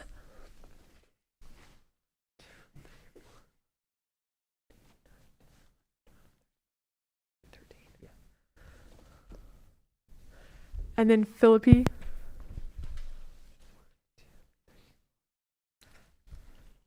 And then any abstentions? 2 abstentions? Okay. A vote of 13. Oh, yes. Two more. So Hayes, Martinez, and then Paulson. Martinez.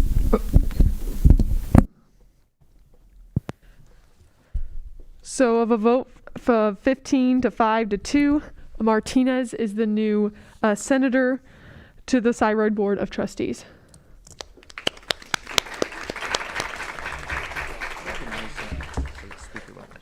Speaker Weathers. Yeah, I want to move to table the 2 remaining bills on the agenda under. Sorry, I can't see the category. Oh, you're all good. Yeah.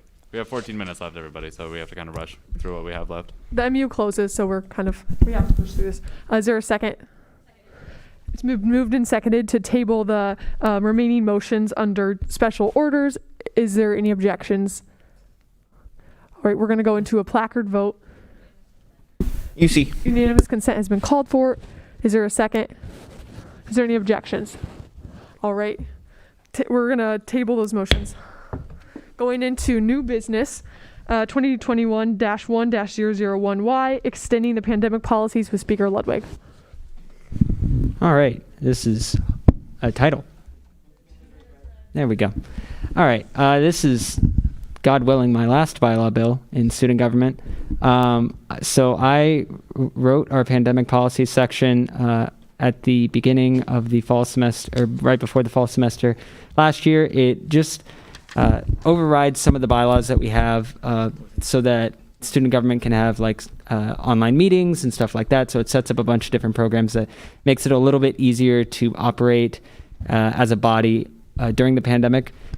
Obviously, right now, it looks like things are on an upward swing, but just given the fact that we don't know what the fall semester is, I guess I should explain in advance. This is Chapter 15 in our bylaws. It expires at the end of this semester. And so since we don't quite know where we'll be in the fall, what this bill will do is extend the chapter and set it to expire at the second week of the fall semester. So when we get back in the fall, we can decide, okay, are things like much better? Then we can just let the chapter die. If they are worse, then we can talk about extending it again. So this will just make sure that we can continue to function in a pandemic environment in case we need to. So with that, I will yield for questions of intent. Raise your placard if you'd like to speak.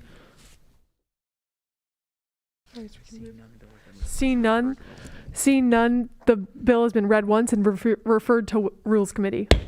Moving on to 2021-1-002F, funding the campus safety walk with Senator Advait. Title. Move to waive second read. Move to waive first read. Move to waive first read. Is there any questions of intent? Oh, no, so Senator Advait.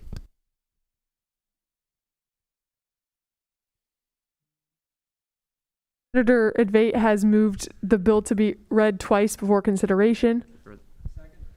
Is there a second?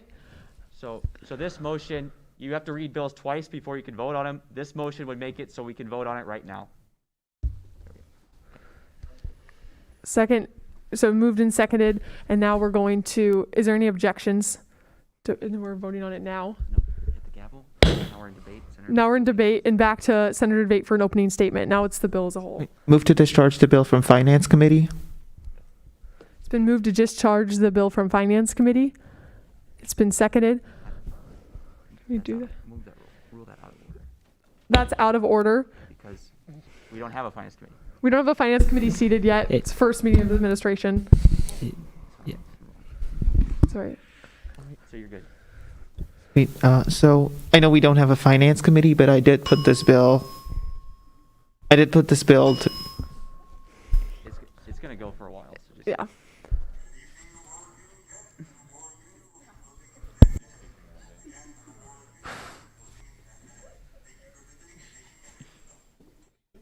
All right, so this bill has been through the our former finance director, Matthew Klass. They saw nothing wrong with the bill. This is essentially just funding the safety walk tomorrow, getting us a couple donuts, a pack of waters, and the reason First Street was waived is because the walk is tomorrow. So, I yield. It's been a call to question in a second. Is there any objection to voting now? All right, going into a voting period, we'll go into a placard vote for this. Or we're doing a roll call vote for this one since it's a funding bill. So get this up. We'll do alphabetical. You can vote yes, no, or abstain. Senator Anderson. Yes. Brecht. Yes. Claiborne. Yes. Cooper. Oh, Crabb. Yes. DeVore. Yes. Philippi. Yes. Finaldi. Fix. Gates. Goff. Yes. Gupta. Hayes. Yes. Huron. Yes. Langles. Lent. Yes. Ludwig. Yes. Advait. Yes. Martinez. Yes. McCready. Yes. Rizvik. Oh. Paulson. Yes. Seth. Yes. Simmons. Yes. Thornton. Yes. Weathers. Yes. Yang. Zuber. Yes. And then the Ulrich. Excuse me. All right. 20. 1 second. The vote of 24 to 0 to 0. The motion or the bill passes. Now moving on to 2021-1-003 F funding of sustainability resources mass email with Senator Seth for an opening statement or for the first read. Title? Okay, so this is a bill that Senator Advait helped me put together. Just to give a little bit of context, one of the committee members of the now former Sustainability Committee has developed essentially a list of like sustainable items, essentially to help students who want to shop more sustainably but are on a budget do that. And so what we wanted to do is we wanted to send that out to all students so that they have that via mass email. And so since the Sustainability Committee technically doesn't exist anymore, we can't pass a Green Initiatives Fund bill to do that. So we have to go through another means. And so we would like to essentially ask that we just send this mass email out with that list of sustainable items, just so students can see that and have access to it. All right, any questions of intent for Senator Seth? Yes. Could you show me your placard? Sorry, I'm still trying to learn. Okay, perfect. Senator Huron. It's Heron, by the way. Okay. Sorry. No, you're I know good. it's Thanks spelled for correcting weird, me. so. You're all good. I was wondering, is that going to be sent out monthly, like if there's new businesses? I'm really into sustainability and like zero waste and everything, and I do have a very extensive list of my own. So I just was wondering, like, if there's new businesses that come into Ames or something, if we're able to continue to add on to that, not just only to help students out become zero waste, but also to support local businesses in Ames. I don't know if that's something, like, if you send out that mass email, if it's something that can be done, like, monthly or quarterly or something like that. Yes. I think we can only answer yes or no right now. Yes. Yeah. So, yes. Any more questions of intent for Senator Seth? Right. Oh, Senator Advait. Oh, no. Okay. From here. Seeing none, the bill has been read once and sent to finance. All right. So I guess now we're going into announcements now that we're done with new business. I guess I just have one final announcement. We've got 5 more minutes. I'll be quick, I promise. But for attendance, I just really appreciate all the people that have... I'll wait till this is over.